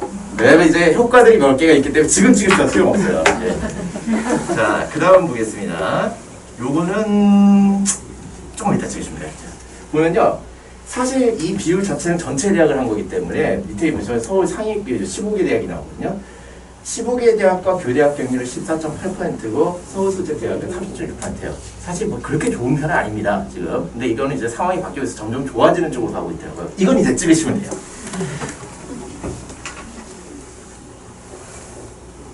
이게 설명이라다 보면 어머니들이 맨날 찍는 타이밍을 모르셔갖고 힘들어 하시더라고요. 네, 제가 항상 제가 설명을 해드립니다. 자, 그 다음 보겠습니다. 자, 그랬을 때, 이제, 다음으로 나오죠. 그러면은, 이게 좀 웃기는 건데요. 2022학년도에 3학년들 대상으로 했을 때, 야, 너 어느 전형으로 가고 싶니? 라고 이제 처음에 물어본 겁니다. 이게 좀 색깔이 감도 안 좋게 나오는데, 사실 저는 빨간색으로 표시를 했거든요. 지금 보면은, 교과가 현저히 적죠. 교과는 10%만 희망을 하고 있고, 그 다음에 자기들은 다 종합으로 갈 거야. 라고 여기 있어요. 여기서 제가 한번 여쭤볼게요. 어머니들 이유 아세요 혹시? 왜 자꾸 종합을 이렇게 애들이 가겠다 그런 거예요? 네, 맞아요. 내신 성적이 안 좋다고 생각을 하는 거예요. 그런데 학교 눈높이를 못 낮추는 겁니다. 그러면은 이제 그거죠. 종합은 범위 자체가 넓으니까 그래, 난 서류로 밀어붙이겠어 라는 착각을 해요. 완전 착각입니다. 자, 그러면은 실제 결과는 어떻게 나오느냐? 실제 결과 한번 보겠습니다. 이게 진짜 실제 결과예요. 밑에가. 자, 대강 여기 제가 비워놨죠. 제가 질문을 드려야 될 거예요. 그럼 교과는 몇 % 정도가 될까요? 희망은 10%밖에 안 됐어요. 난 10% 정도만 교과를 할 거야. 어느 정도가 그럼 교과 비율이 될까요?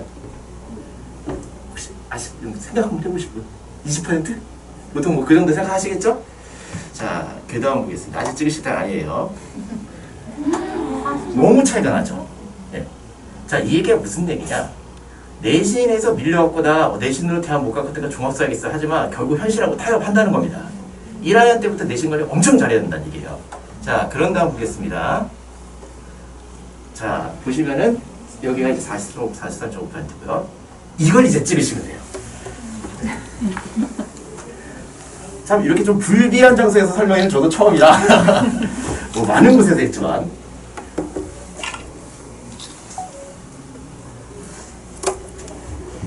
왜 이걸 보여드리냐? 1학년 1학기 첫 내신 무지하게 중요합니다. 그러니까 이제 어떤 분들은 그런 얘기를 해요. 아, 뭐 첫 내신 한번 거쳐가는 건데 안 좋으면 뭐 1학기까지 기다려봤다가 뭐 2학기 때부터 역전해보지. 사실 조금 쉽잖아요. 뭐 가능한 게 하지만 그리고 애들이 상당수가 나는 종합으로 하고 싶어. 왜? 내신에서 망했기 때문에. 그렇게 생각을 하지만 사실은 자기 내신을 쓰고 간다는 거예요. 대부분. 그 다음 보겠습니다. 그러면 학종에서 내신이 정말 중요할까? 아, 중요하죠. 이게 트렌드가 항상 2, 3년 늦어요. 학생들은 2, 3년 늦고 어머니들은 한 2년 정도 늦습니다. 옛날에나 학종이라는 게 마법의 카드처럼 내신이 한참 낮아도 뭔가 되는 것 같았죠. 근데 사실 그거는 전국 단위 자사고 그런 다음에 특목고 그 다음에 강남 8학군 애들이 많이 갔던 거고요. 강동은 애매모호한 지역인 것만 다 아실 거예요. 되게 낮은 지역이라고 하기도 힘들고 그렇다고 되게 높은 것도 아니고 그러면 실제 종합에서 85% 합격 커서의 레인지는 이 정도가 됩니다. 그러면 제가 한번 빨간색으로 한번 그어드릴게요. 해봤자 2.6%라는 거예요. 이거 돼야지만 뭔가 해먹을 수 있다. 라는 겁니다. 요건 이제 찍으시면 돼요. 결국 우리가 알 수 있는 건 이거죠. 학종에서 숫자 중요하답니다. 자, 뭐 영어 선생님인데 왜 이렇게 장황하게 이걸 설명하냐? 이유가 있어요. 영어라 그러면 학생들이 이제 착각하는 게 영어가 절대평가가 됐단 말이에요. 수능에서는. 그러니까 이렇게 얘기를 해요. 영어는 절대 안 해도 되는 과목. 어차피 의미 없는 과목. 이렇게 얘기를 하는데 그건 정시에서 최고 상위권 대학 일부 얘기일 뿐이고 오히려 그 친구들도 영어 거의 1점에서 차이 많이 납니다. 근데 이제 내신에서는 얘기가 진짜 다르다는 거예요. 내신은 영어가 엄청 중요해요. 자, 그 다음 보겠습니다. 자, 그러면은 그 다음에 사귀려고 걸 이제 한번 봐야죠. 영어 성취도가 어떻게 되는지 한번 볼게요. 자, 일단은 제가 2021학년도고 2022학년도 걸 준비했는데요. 2021학년도 먼저 보겠습니다. 이 중요한 게 이게 여기 나오는 게 이게 단위수거든요. 국어, 수학, 영어 똑같다는 거예요. 똑같죠. 네, 이게 중요합니다. 어떤 학교들은 영어가 조금 적은 경우도 있어요. 어떤 학교들은 국어가 조금 적은 경우도 있지만 상위 영어 똑같습니다. 결국 무슨 얘기냐? 학원은 꽤 있다는 거예요. 그렇기 때문에 영어 내신 상당히 중요합니다. 자, 그런데 두 번째 봐야 되겠는데 성취도 A가 13.2밖에 안 되죠. 오히려 수학이 많아요. 성취도라는 건 뭐냐면 절대평가 점수를 해서 90점을 얘기합니다. 그래서 등급하고 좀 다른 개념이죠. 자, 그런데 2를 가니까 여기 라인에도 50점대 아래가 무지하게 많다는 거예요. 지금 2학기만 그러냐. 여기도 다른 데보다 좀 많죠. 여기가요. 자, 조금 나아진 건데 그러면 왜 그러냐. 애들이 감을 못 잡고 있다는 거예요. 영어. 그냥 중학교 때 하던 식으로 그냥 문법 위주로 하다 보니까 상일력을 문법 위주가 아니에요. 이따 설명을 해드리겠지만 그런데 전혀 감을 못 잡고 완전히 그냥 무르르 털린 겁니다. 그 다음에 선생님들의 성향도 사실 쉽게 타협을 안 했던 거예요. 자, 그 다음에 보겠습니다. 그 다음엔 좀 나아져요. 이거는 이제 넘기고요. 2022학년도 작년이죠. 작년은 2학기께 안 나왔기 때문에 이제 1학기 거가 발표됐기 때문에 봤는데요. 자, 많이 나아지긴 했는데 여전히 미달자가 좀 많아요. 이게 영어 쉽게 생각하지만 상당히 많다. 이렇게 생각하시면 됩니다. 자, 그래서 여기까지 해서 한번 찍으시면 됩니다.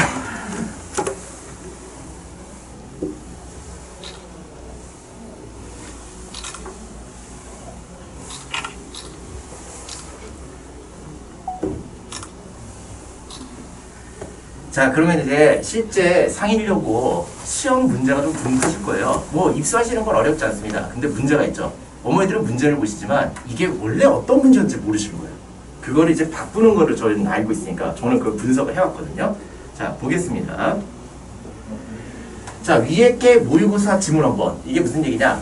학교에서 이제 외부 지문으로 모의고사를 선정해서 보는데 그 지문을 애들은 공부를 하기 시작합니다. 근데 중학교 이 버릇을 못 고치는 학생들은 그냥 무조건 외워요.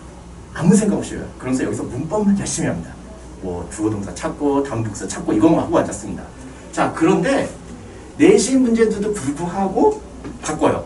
자, 어떻게 바꾸느냐? 상일력어는 어휘력을 되게 강조하는 거예요.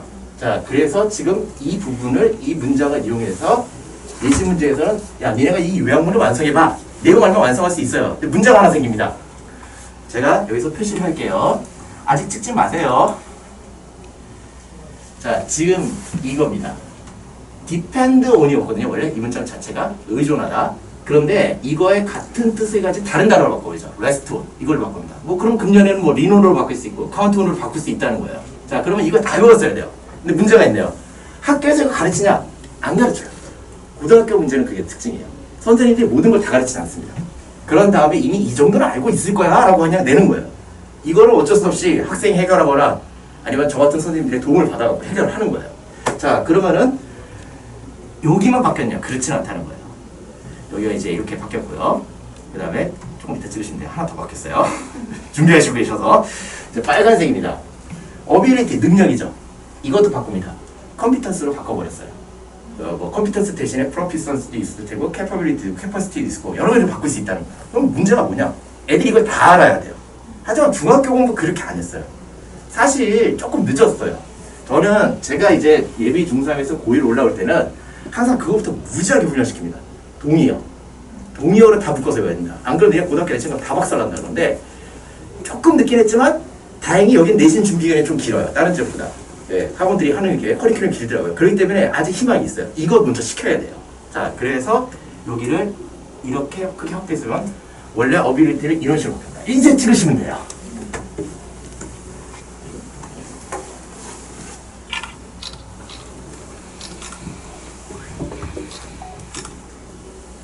자, 그러면 이 문제만 있느냐? 뭐 이런 문제들이 여러 개 있는데 그래서 특징적인 걸 제가 뽑아왔어요. 그렇기 때문에 다른 문제 한번 보겠습니다. 자, 다른 문제는 모의고사 지문 원본은 이렇게 나와 있었습니다. 자, 그러면 이제 이걸 가지고 빈칸을 내야 되는데 애들은 중학교 때 버릇을 하면 그냥 문제를 외워버리죠. 외워버린 다음에 그거랑 똑같은 단어를 찾아서 넣으려고 합니다. 그렇게 넉넉하지는 않아요. 고등학교 시험들은 다 그렇게 안 합니다. 자, 그럼 어떻게 바꾸냐? 이렇게 바꿉니다. 자, 위하고 아래 문장은 똑같은데 여기까지 똑같은데 여기를 바꾸기 시작해요. 이제부터. 네, 핵심 문장인데 자, 여기 이제 빈칸을 넣어야 됩니다. 문제가 하나 있죠. 오이씨, 처음부터 달라. 니얼리나? almost everything? 이게 당황하죠. 사실 근데 이게 같은 얘기예요. 읽어보면은. 그래서 선생님들이 여기서 이제 같은 얘기라는 거를 알려줘야 되는데 당연히 애들은 눈치를 못 채고 있습니다. 그럼 어떻게 했냐? nearly not impossible요. 이렇게 바꾸죠. almost impossible. 같은 얘기예요. D를 보면 같은 얘기예요. 그런데 바뀐 거예요. 자, 그런 다음에 선택지도 바뀝니다. 자, 선택지를 이제 바꾸는 거 볼게요. 아, 여기 먼저 한번 찍어주세요. 네. 그 다음 슬라이드가 하나 더 올라갈 거예요.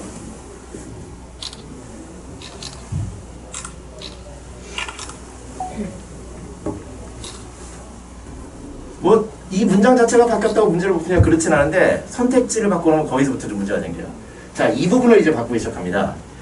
Drop to almost nothing. 거의 아무것도 없는 쪽까지 떨어진다. 이거를 답이 이거예요. 거의 제로 수준까지 떨어진다. 프리가 없는 여기서 이걸 쓰는 거거든요. 그래서 이걸 씁니다. 그런 식으로 해서 바꿔버립니다. 그래서 이렇게 바뀝니다. 아, 이게 좀 색감이 안 좋네요. 칠판이었으니까. 일단 뭐 이거 찍어주시면 됩니다. 다음 슬라이드 넘어가니까. 사실 좀 공부한 학생들은 이게 그 얘기가 그 얘기인 거 알고 있어요. 그런 다음에 선택지를 거르기 시작할 겁니다. 사실 뭐 선생님들 할 때 이거 프리 여기서 이렇게 쓰면 안 되는데 다른 게 답이 절대 안 돼요.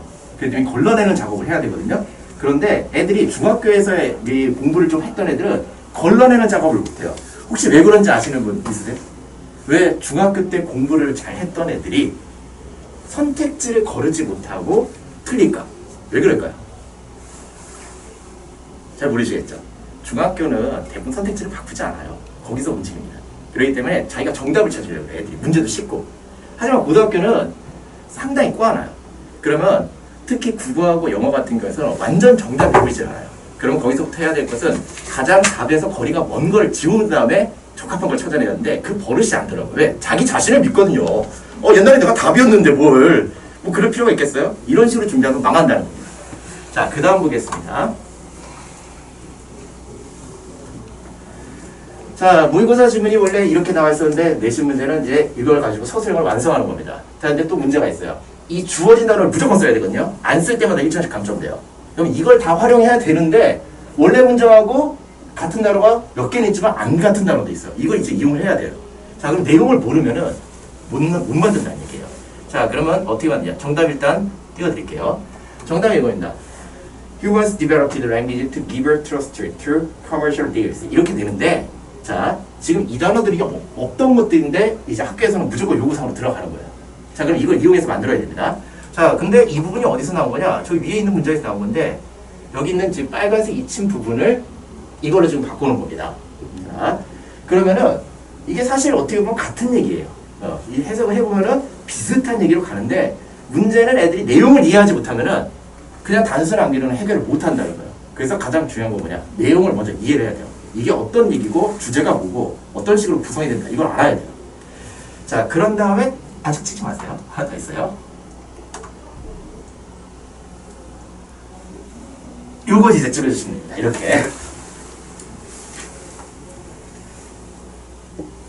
그렇다고 완전히 똑같은 내용도 아니에요. 근데 읽어보면 아, 이것도 답이 될 수 있겠다. 이런 식으로 바꿔줍니다. 그래서 지문 내용에 대한 이해가 없으면 풀 수 없습니다.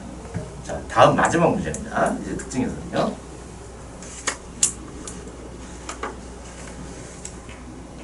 자, 이게 이제 모의고사 지문에서는 원래 이렇게 나와 있던 문제입니다. 학생들이 이제 이걸 가지고 열심히 공부를 해요. 아, 이런 내용이 있구나. 그래서 처음부터 시작하죠. In one study. 앞에 부분 열심히 외웁니다. 애들. 문제가 하나 생깁니다. 실제 학교에서 문제를 또 어떻게 되냐. 이게 더 붙어버려요. 뭐가 좀 큰 덩어리가 있죠? 그래서 이건 어디서 참고하냐. 모의고사 지문 자체는 원래 외국에 나오는 기사라든지 그 다음에 학술 논문 같은 것들을 좀 편집을 한 거거든요. 그거에 원문을 찾아서 앞부분을 붙인 겁니다. 자, 그런 다음에 보시면 이제 찍으시면 돼요.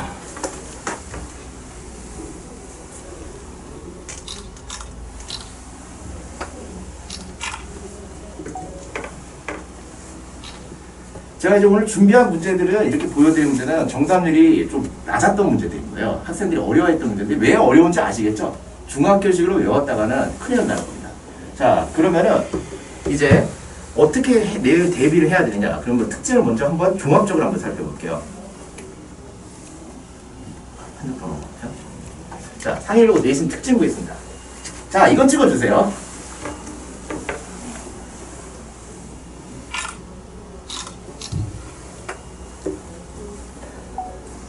자, 이제 다 찍었으면 설명을 드릴게요. 이게 보통 찍으시다가 설명을 못 들어요. 학생들은 똑같아요. 필기하다가 설명 못 듣는데. 그래놓고 가서 집에 가서 뭐지? 이러고 있습니다. 자, 그래서 찍고 나서 제가 설명을 드리는데, 자, 일단 첫 번째는 이 1번. 이게 많은 학생들이 혼자 공부하는 학생들이 겪는 문제예요.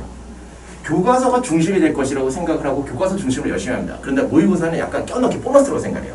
반대예요. 모의고사가 중심이에요. 예, 비율도 모의고사 2대2입니다.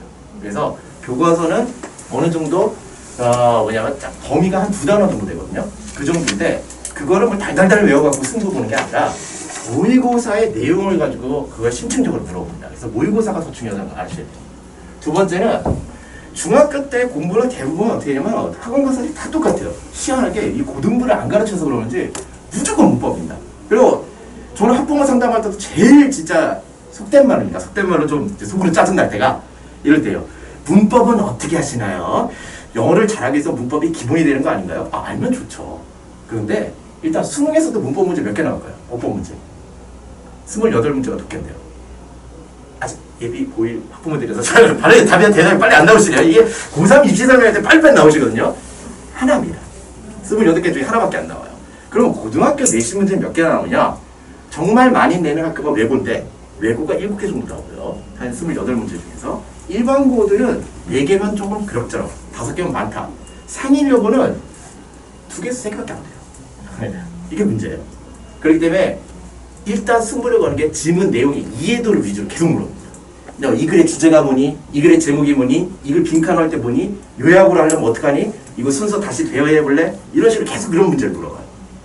자, 그 다음에 세 번째는요. 아까도 설명해 드렸지만 어휘를 자꾸 바꿔요. 그래서 어휘에 대한 이해도를 좀 높아야 돼요. 단어를 기존에 있던 단어가 아니라 그 비슷한 다른 단어를 끌어옵니다. 자, 그런 다음에 네 번째는 아까 방금 설명했던 어법의 비중이 낮아요. 그렇다고 어법 공부를 안 하냐? 그건 아니에요. 왜냐면 문제가 하나 있는 게 어법은 작년엔 2개, 재작년엔 3개였는데 서답형에서 틀리면 감점이 있어요. 그렇기 때문에 어법을 하긴 해야 됩니다. 자, 그런데 어법만 계속 보고 있으면 안 돼요. 어법은 딱 그 한 시간에 한 번 테마 정도로 계속 다루는 겁니다. 듣기 평가 문항이 있어요. 이게 특징이에요. 보통 다른 고등학교는 듣기 평가가 없어요. 그 수행 평가는 건데 1번부터 7번까지 또는 1번부터 6번까지 있습니다. 그 중에 하나는 서답형이에요. 그래서 듣기 평가 실력이 좀 돼야지만 처음부터 좀 먹고 들어갈 수 있으니까 어머니들께서 하셔야 될 거는 듣기를 좀 시켜주세요. 하루에 30분씩 듣기 좀 공부. 왜냐면 고등학교 듣기가 그렇게 어렵지 않아요. 단지 애들이 안 합니다. 하지 않아요. 그게 문제인 거예요. 그래서 이걸 좀 연습을 시켜주시고요.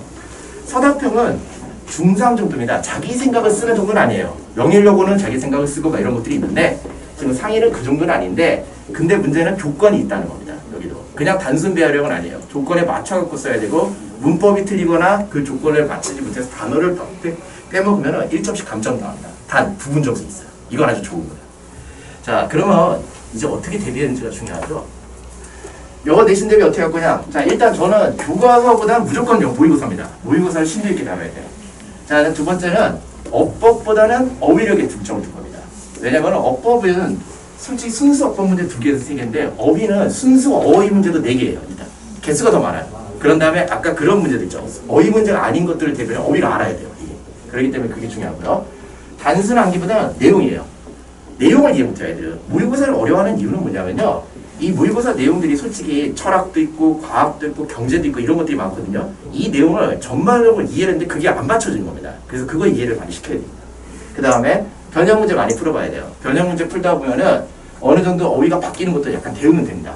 그리고 듣기 실력을 기른다 그랬는데 이거는 사실 과제로 내주거나 이거 해야지 이거 뭐 수업 시간 듣기 평가하고 있다고 시간 다 날립니다. 자, 그 다음에 6번째 제일 중요해요. 중학교 마인드 버려야 됩니다. 나 중학교에서 이 정도로 벼락치기 이렇게 나왔으니까 이렇게 할 거야. 이거 무조건 안 됩니다. 자, 그래서 저는 이제 이렇게 대비를 할 거고, 네, 앞으로 수업을 진행을 이렇게 한다까지 설명을 해드릴 거거든요. 이 시간 20분 되게 짧아요. 짧아갖고 제가 질문 한두 개 정도만 받을 수 있는데 혹시 뭐 질문 있으신 분 있으면 물어보시죠. 그러니까 보니까 질문을 좀 하시는 것 같은데 이 영어는 관심이 없으신가요? 네. 모의고사라는 게 3월 모의고사 이런 건가요? 아, 그렇죠. 3월 모의고사를 보기도 하지만은 3월이 쉽기 때문에 그러니까 작년도 6월이나 뭐 재작년도 6월 뭐 이런 식으로 해서 그거는 이제 그 해에 선생님들이 선정을 하는 겁니다. 근데 그거는 학기가 시작되고 난 다음에 좀 시간이 지나야 될 수 있어요. 그렇기 때문에 첫 수업부터 모의고사 나갈 수가 없어요. 첫 수업에는 먼저 해야 될 게 이제 교과서를 좀 하다가 중간중간에 이제 예를 들어서 선택지 거르는 방법. 예를 들어서 모의고사 선택지도 사실 만드는 원칙이 있거든요. 어떤 것들은 관계가 없는 선택지가 있고 어떤 것들은 반대 내용 선택지. 이게 애들 많이 걸려요. 비슷한 단어를 쓰는데 내용은 반대인 거. 이런 것들을 어떻게 하는지 훈련을 좀 시키는 쪽으로 가는 쪽으로 가서 하다가 이제 시험 범위가 나오면 이제 그 모의고사를 집중적으로 해야 되죠. 자, 또 다른 질문 있으세요? 없으신가요? 저는 질문이 되게 많을 줄 알았는데 보통 입시 설명회 같은 거 할 때는 되게 많으시거든요. 네. 뭐 그러면 제가 뭐 충분히 너무 설명을 잘했다라고 저를 좀 자찬을 하고 예, 그리고 이제 퇴장을 하도록 하겠습니다. 네, 저는 김대관이었고요. 그 다음에 거기 밑에 제가 나와있는 브로셔에 보시면은 설명이 또 여기에 안 들어갔던 설명들이 있으니까 잘 참조해 보시면 됩니다. 그리고 저는 사실 뭐 원래 영어가 중점이긴 하지만 원래는 이제 입시 상담을 많이 해요. 대치동에서는 그쪽을 많이 하거든요. 그래서 뭐 그런 것도 관심 있으시면 제 광고에 수강해 주시면 됩니다. 예. 수고하셨습니다. 네, 어머님들 안녕하세요. 저는 상일여고 국어 담당 강사 이은지입니다. 네, 오늘 상일여고 국어 관련해서 제가 설명회 진행하도록 하겠고요. 네, 제가 준비한 목차는 이렇게 페이지가 하나 빠졌네요, 어머님들. 제가 말로 설명드리겠습니다. 오늘 먼저 진행할 순서는요. 중학교 국어랑 고등학교 국어의 차이점 먼저 설명을 드리고요. 그리고 상일여고 국어만의 특징 설명드릴 거고요. 그리고 마지막으로 제가 시험 대비 어떻게 진행을 하고 있는지 설명드리도록 하겠습니다. 자, 우선 중학교 국어랑 고등학교 국어 차이점부터 설명을 드릴게요. 혹시 어머님들 중학교 때 자녀분들 학원, 국어학원 보내셨나요? 혹시 다니시는 분들 혹시 아무도 안 계신가요? 아, 네, 그렇군요. 제가 지금 예비고일 학생들이랑도 많이 얘기를 해보면 태어나서 국어학원 처음 다닌다고 이런 친구들이 많더라고요. 특히 또 여자아이들이잖아요. 여자아이들이니까 이제 중학교 때 국어 같은 경우는 또 나쁘지 않은 과목, 수학이나 영어는 좀 어렵지만 국어는 그래도 괜찮다, 하는 만큼 나온다, 이런 학생들이 많았을 거예요. 근데 이제 고등학교 국어는 그렇지 않거든요. 그리고 상일여고 국어 좀 어렵거든요. 그래서 어떻게 좀 달라지는지 제가 설명을 드릴게요. 일단 중등 국어랑 고등 국어는 학교를 막론하고 이렇게 세 가지 부분에서 많이 달라집니다. 자, 우선 하나씩 보여드릴게요. 자, 일단 첫 번째는 중학교 국어랑 고등학교 국어의 차이점이 이 왼쪽에 있는 문제가 중학교 국어 문제고요. 오른쪽에 있는 문제가 고등학교 국어의 기출 문제입니다. 일단 내용을 보시지 않더라도 딱 봤을 때 길이부터가 다르죠. 자, 중학교 때 문제들은 굉장히 짤막짤막하고 단순한 현재 구성을 가지고요. 고등학교 문제는 일단 길어졌죠. 그러니까 아이들이 거부감을 먼저 갖기 시작하는데요. 구체적으로 내용이 어떻게 다른지 말씀드릴게요. 자, 이쪽 문제 보시면 이 중학교 문제에서는 이 시에 관한 설명으로 옳은 것은 이라고 나와 있습니다. 이 말은 작품을 하나만 신경 쓰면 된다는 말이에요. 그러다 보니까 한 작품에 대해서 어떤 게 옳은 건지 딱 하나만 고르면 되거든요. 그런데 고등학교 문제를 보시면 가와 나에 대한 설명으로 적절한 것은, 이 말은 작품 두 개를 같이 고려해야 된다라는 뜻이에요. 그래서 1번 문제 보시면 가와 나 모두라고 되어 있죠. 그래서 이거는 가작품과 나작품의 공통점을 물어보는 문제고요. 그리고 나머지는 가는 뭐 하는 반면에 나는 어떻게 전개되고 있다, 가와 나의 차이점을 물어보고 있습니다. 근데 사실 제가 이 문제는 좀 평이한 문제를 가져온 거고요. 보통 한 작품 3개 정도 비교하는 게 일반적이에요. 그리고 제가 좀 봤을 때 너무했다 싶은 문제들은 5개까지도 작품을 비교하더라고요. 그렇게 이제 선지 구성이 굉장히 복합적으로 구성이 되고 있다. 이게 고등학교 국어의 특징이라고 보시면 되고요. 자, 그리고 이 중학교 이 선지들을 좀 보시면 어휘 자체가 그렇게 어렵지 않아요. 뭐 연과 행의 구별이 없다, 또 두 대상을 비교하고 있다, 이런 것들 어휘가 그렇게 어렵지 않거든요. 그런데 고등학교 문제에서는 대학적으로 극복하고 있다, 그리고 또 현학적인 한자어를 쓰고 있다. 이거 모르는 아이들 아마 대부분일 거예요. 아이들이 갈수록 이제 어휘력이 약해지고 있는 게 보이더라고요. 그런데 이제 고등학교 문제에서는 어휘가 다소 수준이 높다라는 거 생각해 주시면 됩니다. 자, 다음으로 고등학교에서는 외부 작품을 참 많이 사용을 하세요. 특히 상일여고도 외부 작품을 정말 많이 활용을 하는데요. 이 외부 작품이라고 하는 거는 교과서 밖에 있는 작품을 활용하는 거예요. 근데 이게 학교 선생님께서 언급을 해주시기도 하고 또 프린트를 내주시기도 하지만 안 그런 문제들도 있거든요. 아예 예고 없이 이런 외부 작품들을 내기도 합니다. 보통 낼 때는 이렇게 선택지로 내는 경우들이 많아요. 그래서 나에 나타난 정서 및 태도와 거리가 가장 먼 것은, 그래서 아이들이 배운 작품이랑 배우지 않은 작품들을 비교할 수 있어야 되는 거예요. 그 유사성을 찾아낼 수 있어야 되거든요. 그러다 보니까 아이들이 이런 문항에서 가장 겁을 많이 먹고 가장 부담을 많이 느끼는 문항 중에 하나입니다. 자, 그리고 다음은요. 고등학교에서는 외적 증거를 활용하는 문제가 많이 나오는데 아마 외적 증거라는 말이 좀 낯서실 것 같아요. 이 외적 증거라는 게 하나의 기준점이라고 생각해 주시면 되거든요. 이제 문학작품이 사실 여러 가지로 해석이 될 수가 있거든요. 예를 들면 뭐 작가한테 포커스로 맞추는 해석 방법이 있고, 시대 배경에 포커스를 맞출 수도 있고, 또는 작가나 시대 배경 다 배제하고 딱 그 작품 자체만 보고 해석을 할 수도 있거든요. 그러다 보니까 어떤 걸 기준으로 잡냐에 따라서 해석 방식이 좀 달라집니다. 그래서 아이들이 중학교 때 문제 풀 때는 문제를 자세히 안 읽더라도 이 5개 중에 4개가 적절한 거면 나머지 하나가 정답, 4개가 적절하지 않은 말이면 나머지 하나가 옳은 거, 요렇게 많이 골랐을 거예요. 근데 고등학교 문제는 1번부터 5번까지 그냥 읽어보면 다 맞는 말이거든요. 다 맞는 말인데 이 중에서 보기랑 관련이 없는 게 답이 되는 거예요. 또는 5개 중에서 보기랑 관련 있는 하나가 답이 되는 거거든요. 그렇게 고등학교 문제는 단순히 이 선지가 맞는 말을 하느냐 틀린 말을 하느냐 이게 아니라 선생님이 제시한 기준에 부합하는가 부합하지 않는가, 이게 특징이거든요. 그러다 보니까 아이들이 중학교 국어에 비해서 확실히 어려워하는 편이에요. 자, 그러면 이제 상일여고만의 특징을 알려드릴게요. 제가 이 부분은 따로 유인물에 넣어두지는 않았어요. 그래서 혹시 필요하신 어머님들께서는 촬영을 해도 괜찮을 것 같습니다. 네, 일단 상일여고의 특징, 가장 큰 특징 두 가지. 외적 증거랑 외부 작품을 같이 활용을 하고 있고요. 까다로운 서술형, 서술형이 아주 어렵게 나옵니다. 자, 우선 첫 번째 것부터 설명을 드릴게요. 제가 방금 전에 고등학교 문제는 외부 작품을 많이 활용을 하고 또 학교 선생님이 기준을 제시해 준다고 하셨는데 상일여고는 그 문제가 같이 나와요. 되게 어려운 문제거든요. 보여드릴게요. 자, 이게 하나의 문제입니다. 문제 하나짜리인데요. 보기가 두 개가 나왔어요. 이 보기 첫 번째가 외부 작품입니다. 그리고 이 외부 작품을 해석하는 이 외적 증거가 보기 2로 나왔어요. 자, 그리고 나서 1번부터 5번까지는 이 외부 작품을 잘 해석할 수 있는지, 그리고 외적 증거에 따라서 이 배웠던 지문을 잘 해석할 수 있는지를 물어보고 있거든요.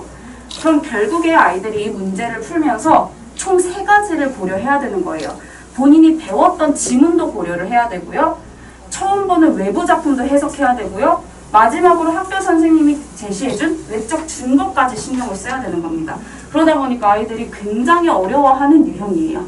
자, 그래서 상일여고는 이런 유형들이 많이 나와요. 항상 제가 봤을 때 한 3년치 기출문제를 쭉 분석을 해봤을 때 이런 유형이 안 나온 적이 없었거든요. 그래서 상일여고만의 좀 대표적인 유형이라고 봐주시면 되고요. 자, 그리고 두 번째, 서술형이 굉장히 까다롭거든요. 제가 본 강동구에 있는 고등학교 중에서는 상일여고가 가장 까다로운 것 같아요. 네, 일단 필요하신 분들 촬영하시고요.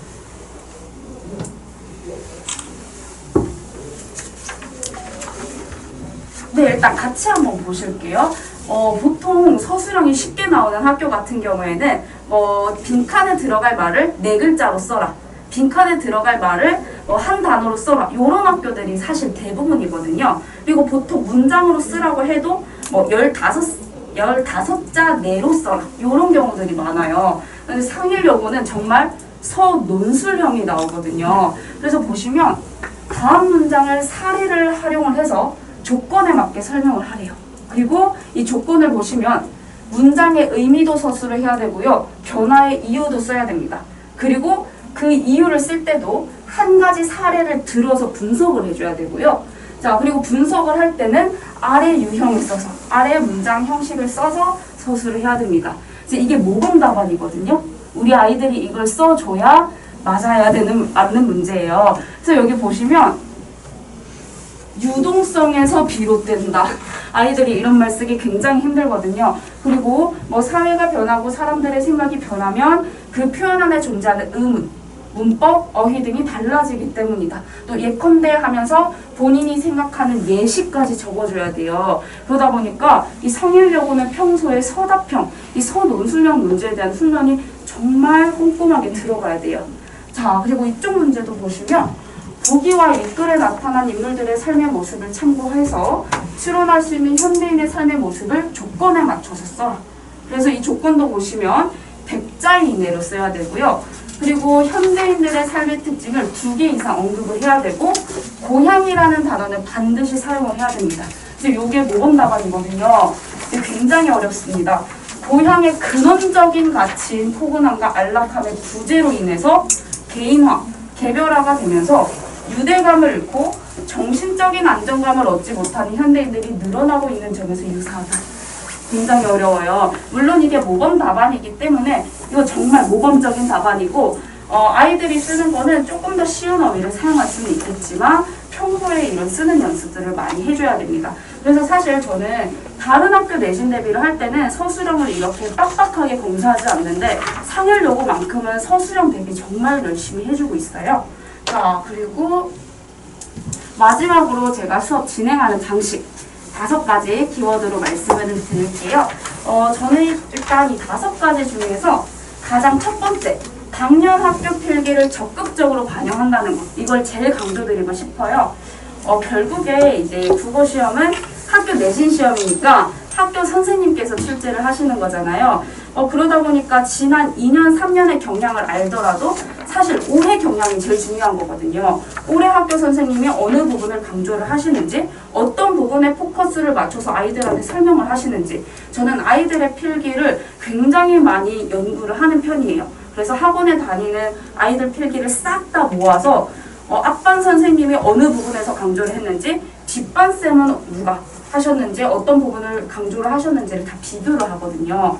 특히 앞반쌤이랑 뒷반쌤이 공통적으로 강조하신 부분들은 대부분 시험에 많이 연결이 되더라고요. 그래서 그런 것들을 이제 제가 반영을 해서 저도 수업 때 그런 부분들을 강조를 하고 있고, 또 테스트라든지 과제물에도 그런 것들을 많이 반영해서 직접 제작을 하고 있어요. 그리고 제가 이렇게 필기를 적극적으로 반영하다 보니까 좀 의도치 않게, 우연치 않게 얻은 효과가 있는데요.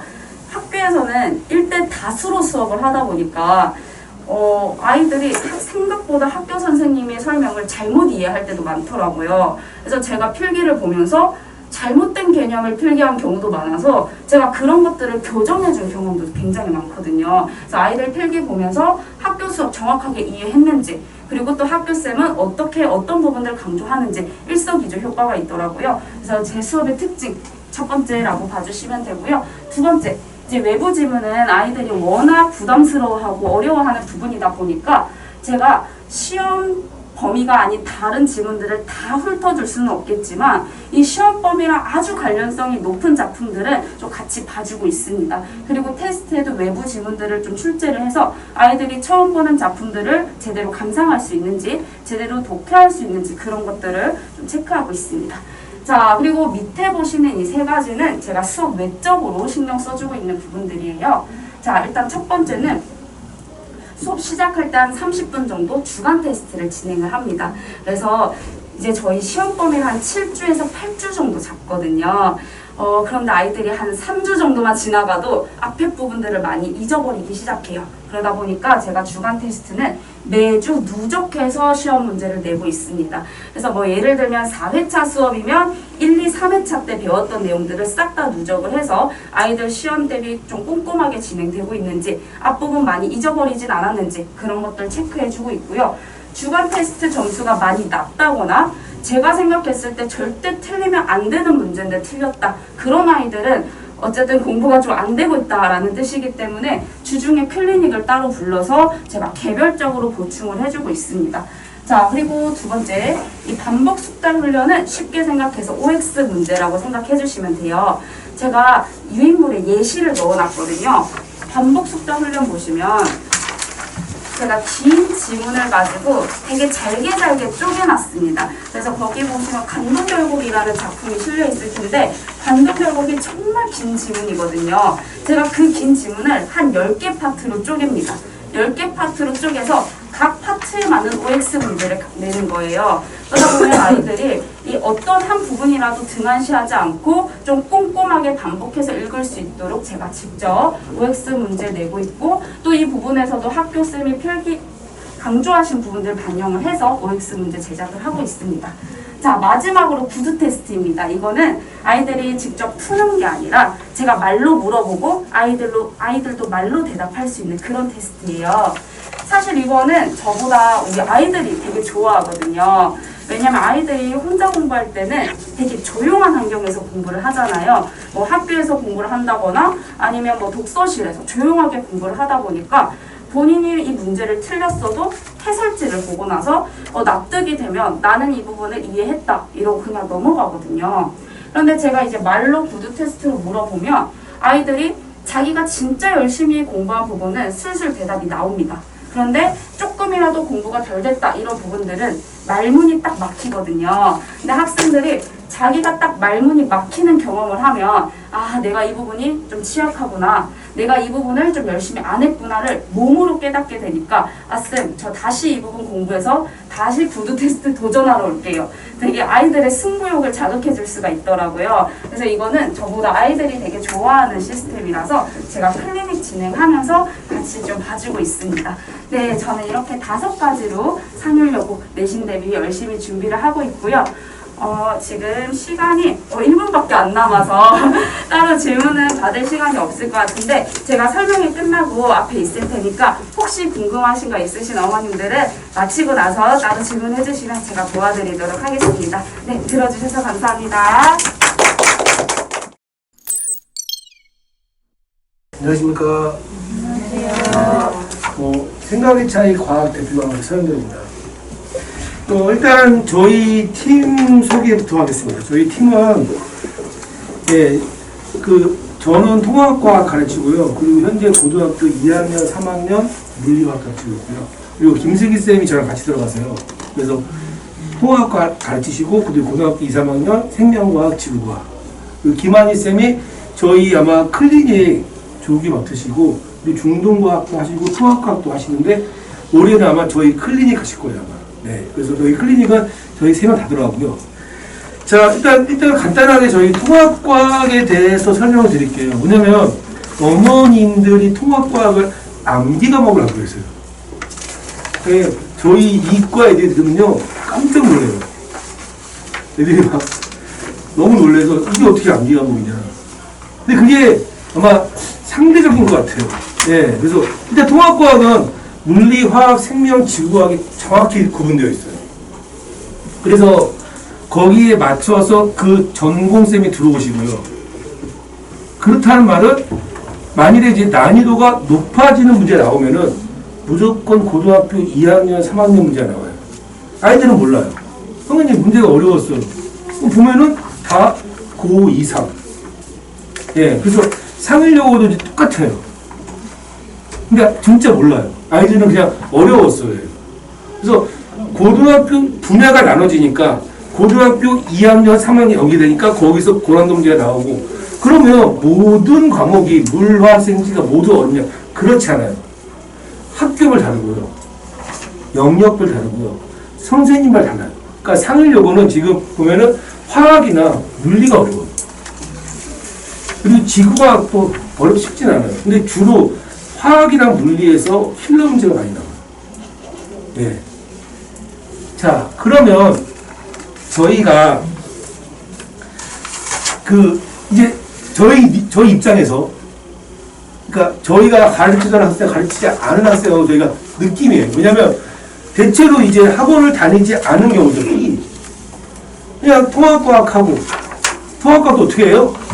2주 정도 시험 대비하고 성적은 얘랑 차이가 안 나요. 얘는 뭐 90 나와도 거의 90 더 나올 수 있어요. 근데 뭔 차이가 있냐면요. 진짜 붙고 빠지고 그냥 단순한 게예요. 급하다 보니까 원리를 따라서 공부하는 게 아니라 그냥 다 외워요. 다 까먹어요. 이게 쌓이고 1년 뒤에 이제 고2 때 물화생 혹은 화생 선택을 해요. 그러면 분명히 아까 말씀드렸듯이 통합과학이랑 연계가 되는데 그 내용을 싹 비우고 오니까 다시 처음부터 해야 돼요.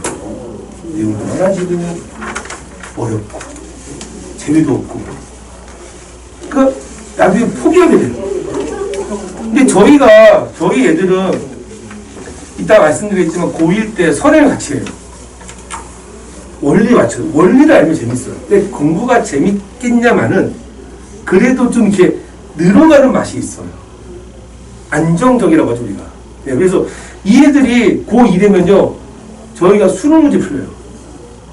어머님들이 그래요. 무슨 수능 문제예요? 어머님, 입장이 바꿔보세요. 학교쌤이 가르치는데 얘들 너무 잘해.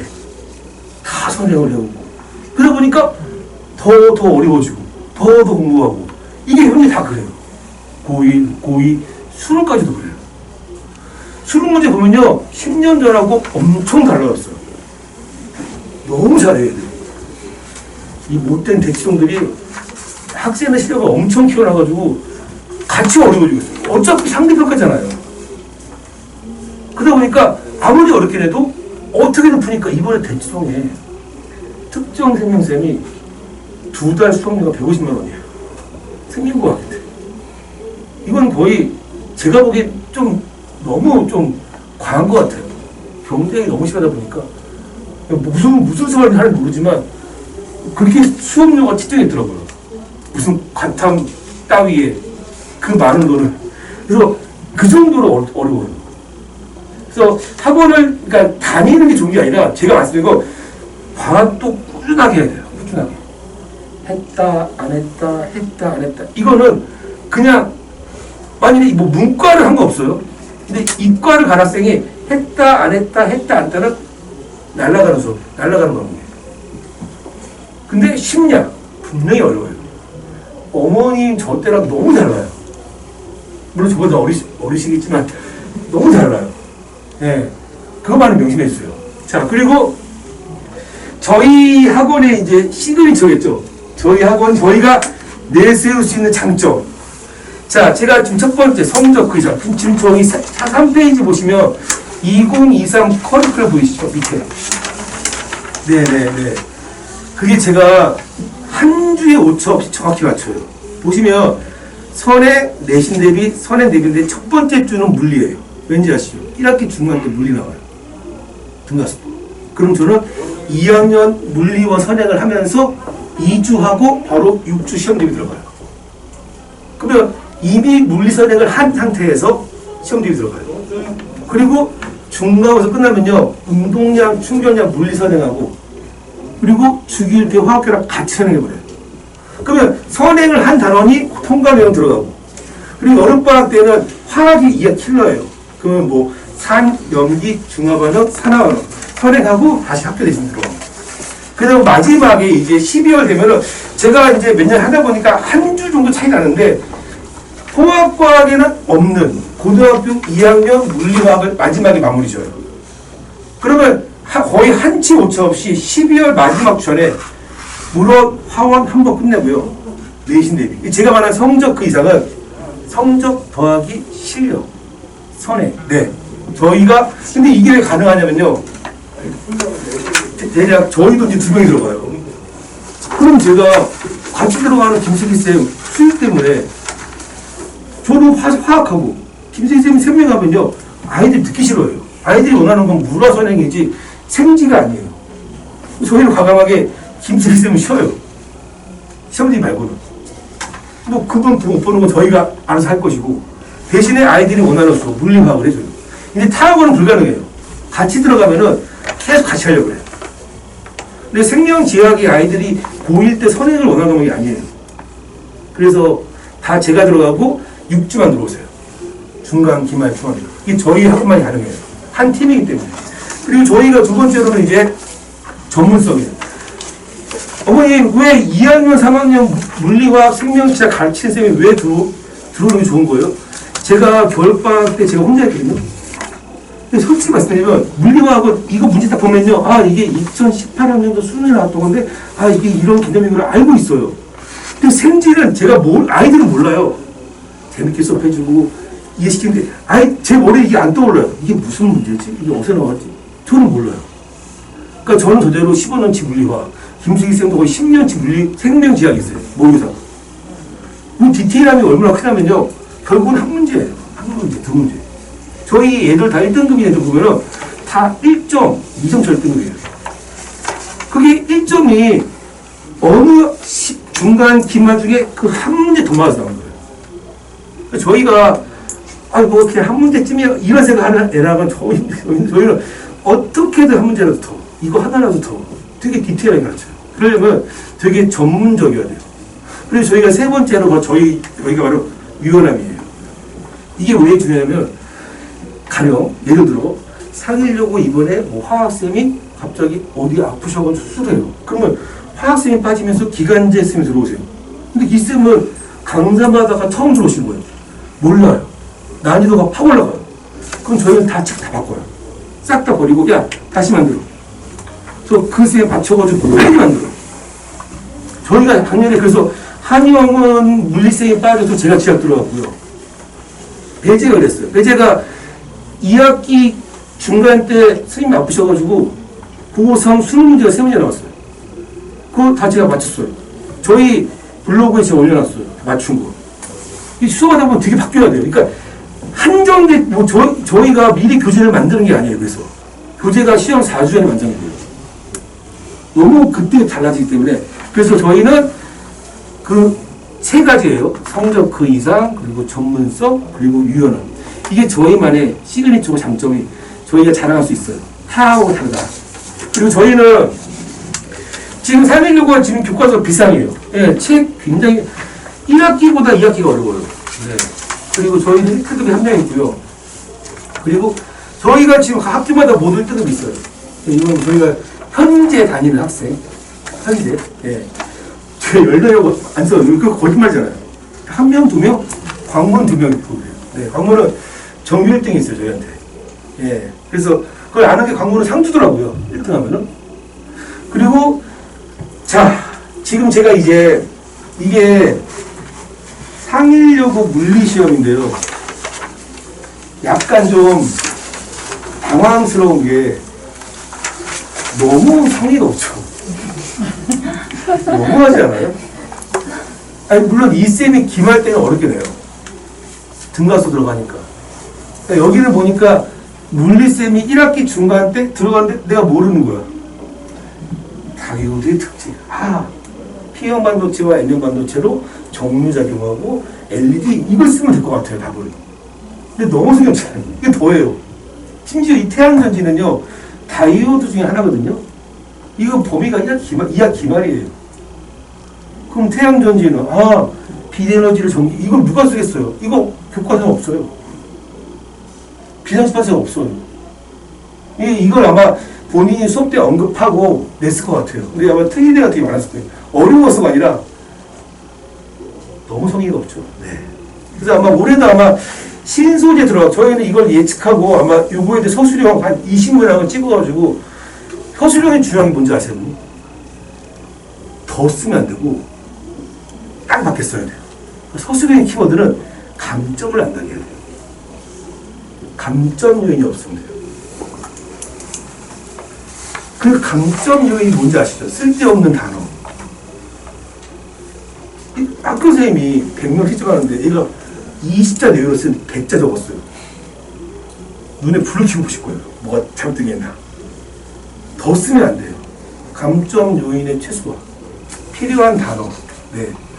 저희가 제일 긴장한 서술형이에요. 이 아이들이 중학교 때 학교 선생님이 너무 곱게 키웠어요. 코로나라고.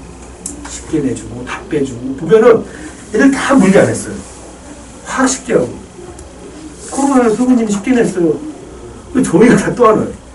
네, 고등학교는 쉽게 낼 수가 없죠. 학교평가니까. 무조건. 그래서 아이들이 많이 애를 먹어요. 특히 서술형도. 서술형 제가 방학 때 가르치는데 애들이 처음에 저가 이제 그 테스트를 보면요. 서술형을 다 안 적어요. 처음에. 왜 안 적었어? 어떻게 쓸지 몰라, 이래요. 근데 지금은 이제 한 10주 지나니까 이제 쓸 줄 알아요. 단어의 조합이구나. 단어만 넣으면 되는구나. 그러니까 제가 이제 맞게 해주니까, 이게 맞는 거구나. 확실히 쓰나 봐요. 네. 그리고 이제 저희가 이제 요게 이제 화학인데요. 제가 드릴 말씀은 지금 이게 주기표예요. 이렇게 막 수소,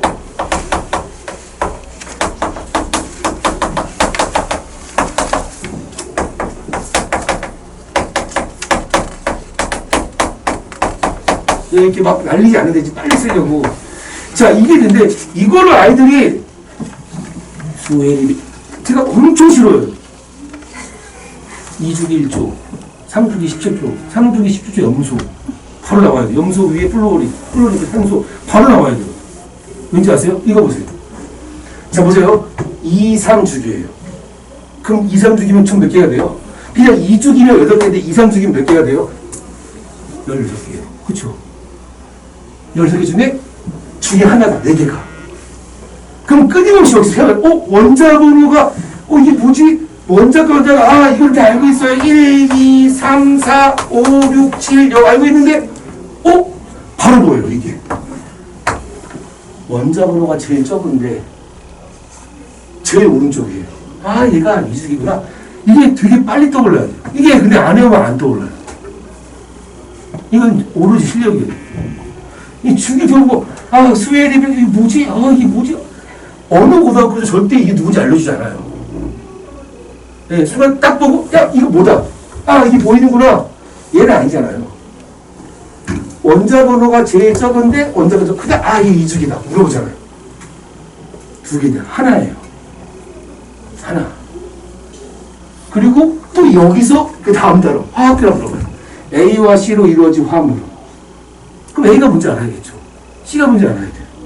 그리고 D 원자는 두 개는 공유로. 이것도 뭔지 알아야 돼요. 심지어 아르곤 여기 있잖아요.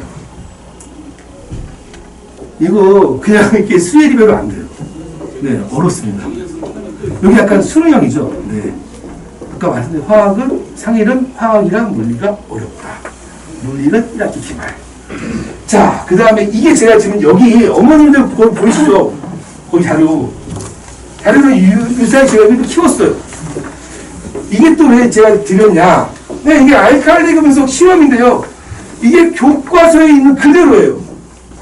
근데 어떤 아이들 누구건 이게 공기 중에 광택을 잃는 게 수소가 아니라 산소라는 걸 잘 몰라요. 엄청 틀려요. 그냥 광택을 잃는다. 근데 뭔지 몰라. 알아야 돼. 산이다. 광택을 잃는 게 누구 때문이다? 산소. 아이들은 광택을 잃는다. 아, 외워요. 뭐야 이거? 책이 없음. 이게 약간 좀 되게, 그리고 보시면요.